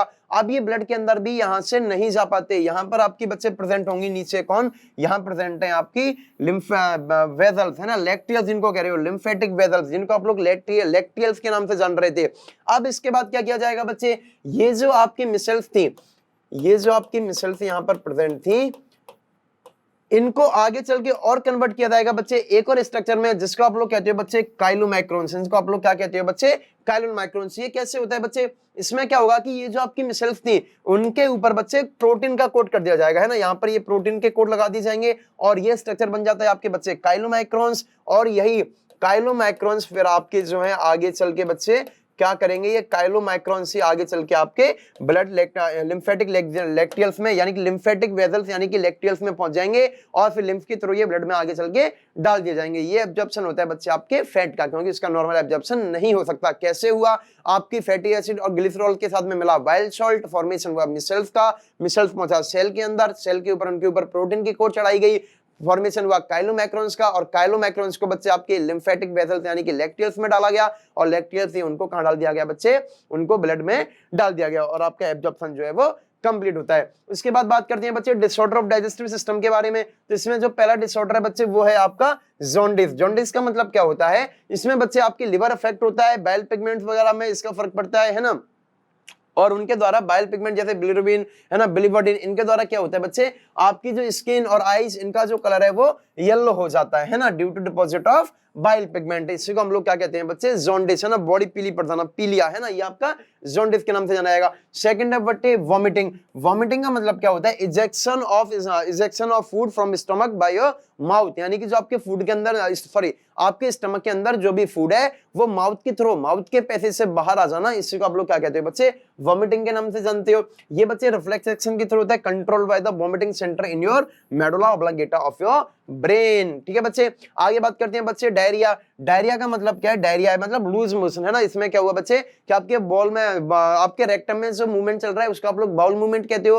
मतलब ये फ्रिक्वेंटली बाउल मूवमेंट के द्वारा, यानी कि मूवमेंट हो ही जा रहा है, तो आपके जो फीकल मैटर है उसमें से वाटर का रिएब्जॉर्प्शन भी कम हो पाता है, और लिक्विड डिस्चार्ज होता है बच्चे, जो आपके आगे चल के डिहाइड्रेशन वगैरह भी कर सकता है। इसी को हम लोग क्या कहते हैं बच्चे, डायरिया के नाम से जानते हैं। ठीक है बच्चे, कॉन्स्टिपेशन। कॉन्स्टिपेशन क्या बच्चे आप लोगों ने सुन के रखा होगा, कब्ज, है ना। इसमें क्या होता है कि इसमें जो बाउल मूवमेंट है, जो रेक्टम के अंदर जो मूवमेंट है वो इरेगुलर हो जाता है ना, इसमें मूवमेंट कभी हो रहा है कभी नहीं हो रहा। अब इरेगुलर मूवमेंट के द्वारा कोई भी नॉर्मल पर्सन जो है वो अपनी जो फीकल मैटर है उसको टाइम टू टाइम रिलीज नहीं करता, और ये आपके रेक्टम में क्या होता है बच्चे, स्टोर होता जाता है, और इसी को आप लोग क्या बोलते हो बच्चे, कॉन्स्टिपेशन बोलते हो। इंडाइजेशन। इंडाइजेशन में क्या होता है बच्चे, इसमें आपको हमेशा ऐसा लग रहा होता है कि आपका जो पेट है भरा भरा है ना, आपको फीलिंग ऑफ फुलनेस होता है, क्योंकि आपका जो फूड है वो डाइजेस्ट ही नहीं हो पाया है। ठीक है, in this condition of the food is not properly digested leading to the feeling of fullness. These causes the indigestion or inadequate enzyme secretion, anxiety, food poisoning, overeating and spicy food। यानी कि अगर आप कोई बच्चे ऐसा कुछ ज्यादा खाना खा रहे हो, या फिर स्पाइसी फूड खा रहे हो, है ना, या फिर आपने कोई खराब चीज खा ली है, इससे आपको ये सारी चीजें हो जाती हैं। चलो इसके बाद देखते हैं ना, प्रोटीन डेफिशिएंसी से होने वाले डिसऑर्डर। इसमें अपने को बच्चे दो के बारे में बात करनी है। ठीक है, पहला होता है अपना कौन सा बच्चे, क्वासिकोर, और दूसरा होता है अपना मरसमस। क्वासिकोर और मरसमस जो है बच्चे, ये अपनी प्रोटीन डेफिशिएंसी होने वाले डिसऑर्डर हैं। ठीक है, इसमें क्या होता है बच्चे के जो इन्फेंट्स होते हैं, जो बच्चे होते हैं, उनमें ये नॉर्मली ये डिसीज होती है, ये डिसऑर्डर होता है। इसमें भी बच्चे जो अपना क्वासिकोर वाला है, क्वासिकोर वाला जो डिसऑर्डर होता है बच्चे, ये होता है आपके 1 साल से बड़े बच्चे के अंदर, और जो मरसमस वाला है, ये मरसमस वाला होगा बच्चे, आपका जो डिसीज होगी ये होगी 1 साल से छोटे बच्चे के कारण। इन दोनों में बच्चे कहते हैं प्रोटीन की डेफिशिएंसी होती है, लेकिन साथ में अगर बात करें इसमें क्वासिकोर में, इसमें प्रोटीन की डेफिशिएंसी होगी लेकिन कैलोरीज की डेफिशिएंसी नहीं होती है। लेकिन मरसमस की बात करें तो ये 1 साल से भी छोटे बच्चे के अंदर हो रहा है। तो ये जो 1 साल से भी छोटा बच्चा है, बेसिकली ये फीड कर रहा होता है, ब्रेस्ट फीडिंग पे ये डिपेंड कर रहा होता है। ठीक है, मदर के मिल्क पे डिपेंड कर रहा होता है। तो इसमें डिजीज हुई है, इसमें प्रोटीन की कमी है, मतलब उसको मिल्क का जो मदर का जो मिल्क है वो इसको प्रोवाइड नहीं हो पा रहा है, उसको वो मिल्क नहीं मिल पा रहा है। अब वो डिपेंड भी तो उसी पे कर रहा था, तो उसको जो न्यूट्रिशन है उसको काफी, फिर हर न्यूट्रिशन में कमी रहेगी उसके में, क्योंकि वो बाकी चीजें तो खा नहीं रहा है, अभी सिर्फ मिल्क पे डिपेंड कर रहा था, इसमें इसीलिए प्रोटीन की भी कमी होगी और साथ में कैलोरीज की भी कमी होगी। ठीक है बच्चे, इसमें डेफिशिएंसी होगी सिर्फ प्रोटीन्स की, इसमें प्रोटीन और कैलोरीज दोनों की डेफिशिएंसी होगी। इसमें बच्चे क्या होता है, ये जो क्वासिकोर की बात करें तो इसमें बॉडी में एडिमा आता है, एडिमा मतलब सूजन हो जाती है। ठीक है, बॉडी जो है आपकी स्वेलिंग के साथ में दिखाई देगी, एडिमा अकर होगा इसमें। अगर बात करें बच्चे इसमें मरसमस में कोई भी एडिमा जैसी कंडीशन आपको देखने को नहीं मिलती है। क्वासिकोर में बच्चे यहाँ पर फैट प्रेजेंट रहता है, जबकि इसमें अगर बात करें मरसमस में बच्चे तो फैट डिसअपियर हो जाता है। इसमें बच्चे आपकी स्किन होती है कैसी, स्वेलन एडिमा अपीयर होता है, और इसमें स्किन हो जाती है बच्चे आपकी रिंकल्ड। ये आपके बच्चे क्या आते हैं, दो डिजीज थी जो प्रोटीन डेफिशिएंसी की वजह से हो रही थी, एक था क्वासिकोर, एक था आपका मरसमस। अगर बात करें बच्चे, अगर हम दोनों की अगर कॉमन बात करें तो दोनों कॉमन के अंदर क्या होगा, दोनों में प्रोटीन की कमी है, तो बच्चे जो फिजिकल ग्रोथ है वो आपकी थोड़ी सी इफेक्ट करेगी, आपकी मेंटल ग्रोथ भी इफेक्ट करेगी। यानी दोनों कंडीशन की कॉमन चीजें देखें तो प्रोटीन की डेफिशिएंसी की वजह से दोनों में आपकी फिजिकल और मेंटल ग्रोथ दोनों जो इफेक्ट की जाएंगी। उसके अलावा हमने दोनों के बीच में कुछ डिफरेंस भी देखे। इसके साथ में बच्चे अपना जो भी डिस्कशन था इस चैप्टर के लिए वो कंप्लीट हो चुका है। शायद आपको सारी चीजें समझ में आई होंगी, है ना, आपके सारे कंसेप्ट क्लियर हो चुके होंगे। इस वन शॉट, ये जो वन शॉट था वो आपके लिए काफी बेनिफिशियल भी रहा होगा। बच्चे आगे जुड़े रहने के लिए और आपके पास वन शॉट पहुंचते रहें, उसके लिए आपको क्या करना है, चैनल को सब्सक्राइब करें बच्चे, इन वीडियोस को भी लाइक करें और रेगुलर आप जो है सारी वीडियोस को अटेंड करते रहें, ताकि आप लोग जो है अच्छे से नीट में सिलेक्शन ले पाए अच्छी रैंक के साथ में। Wish you best of luck and thank you students. Okay.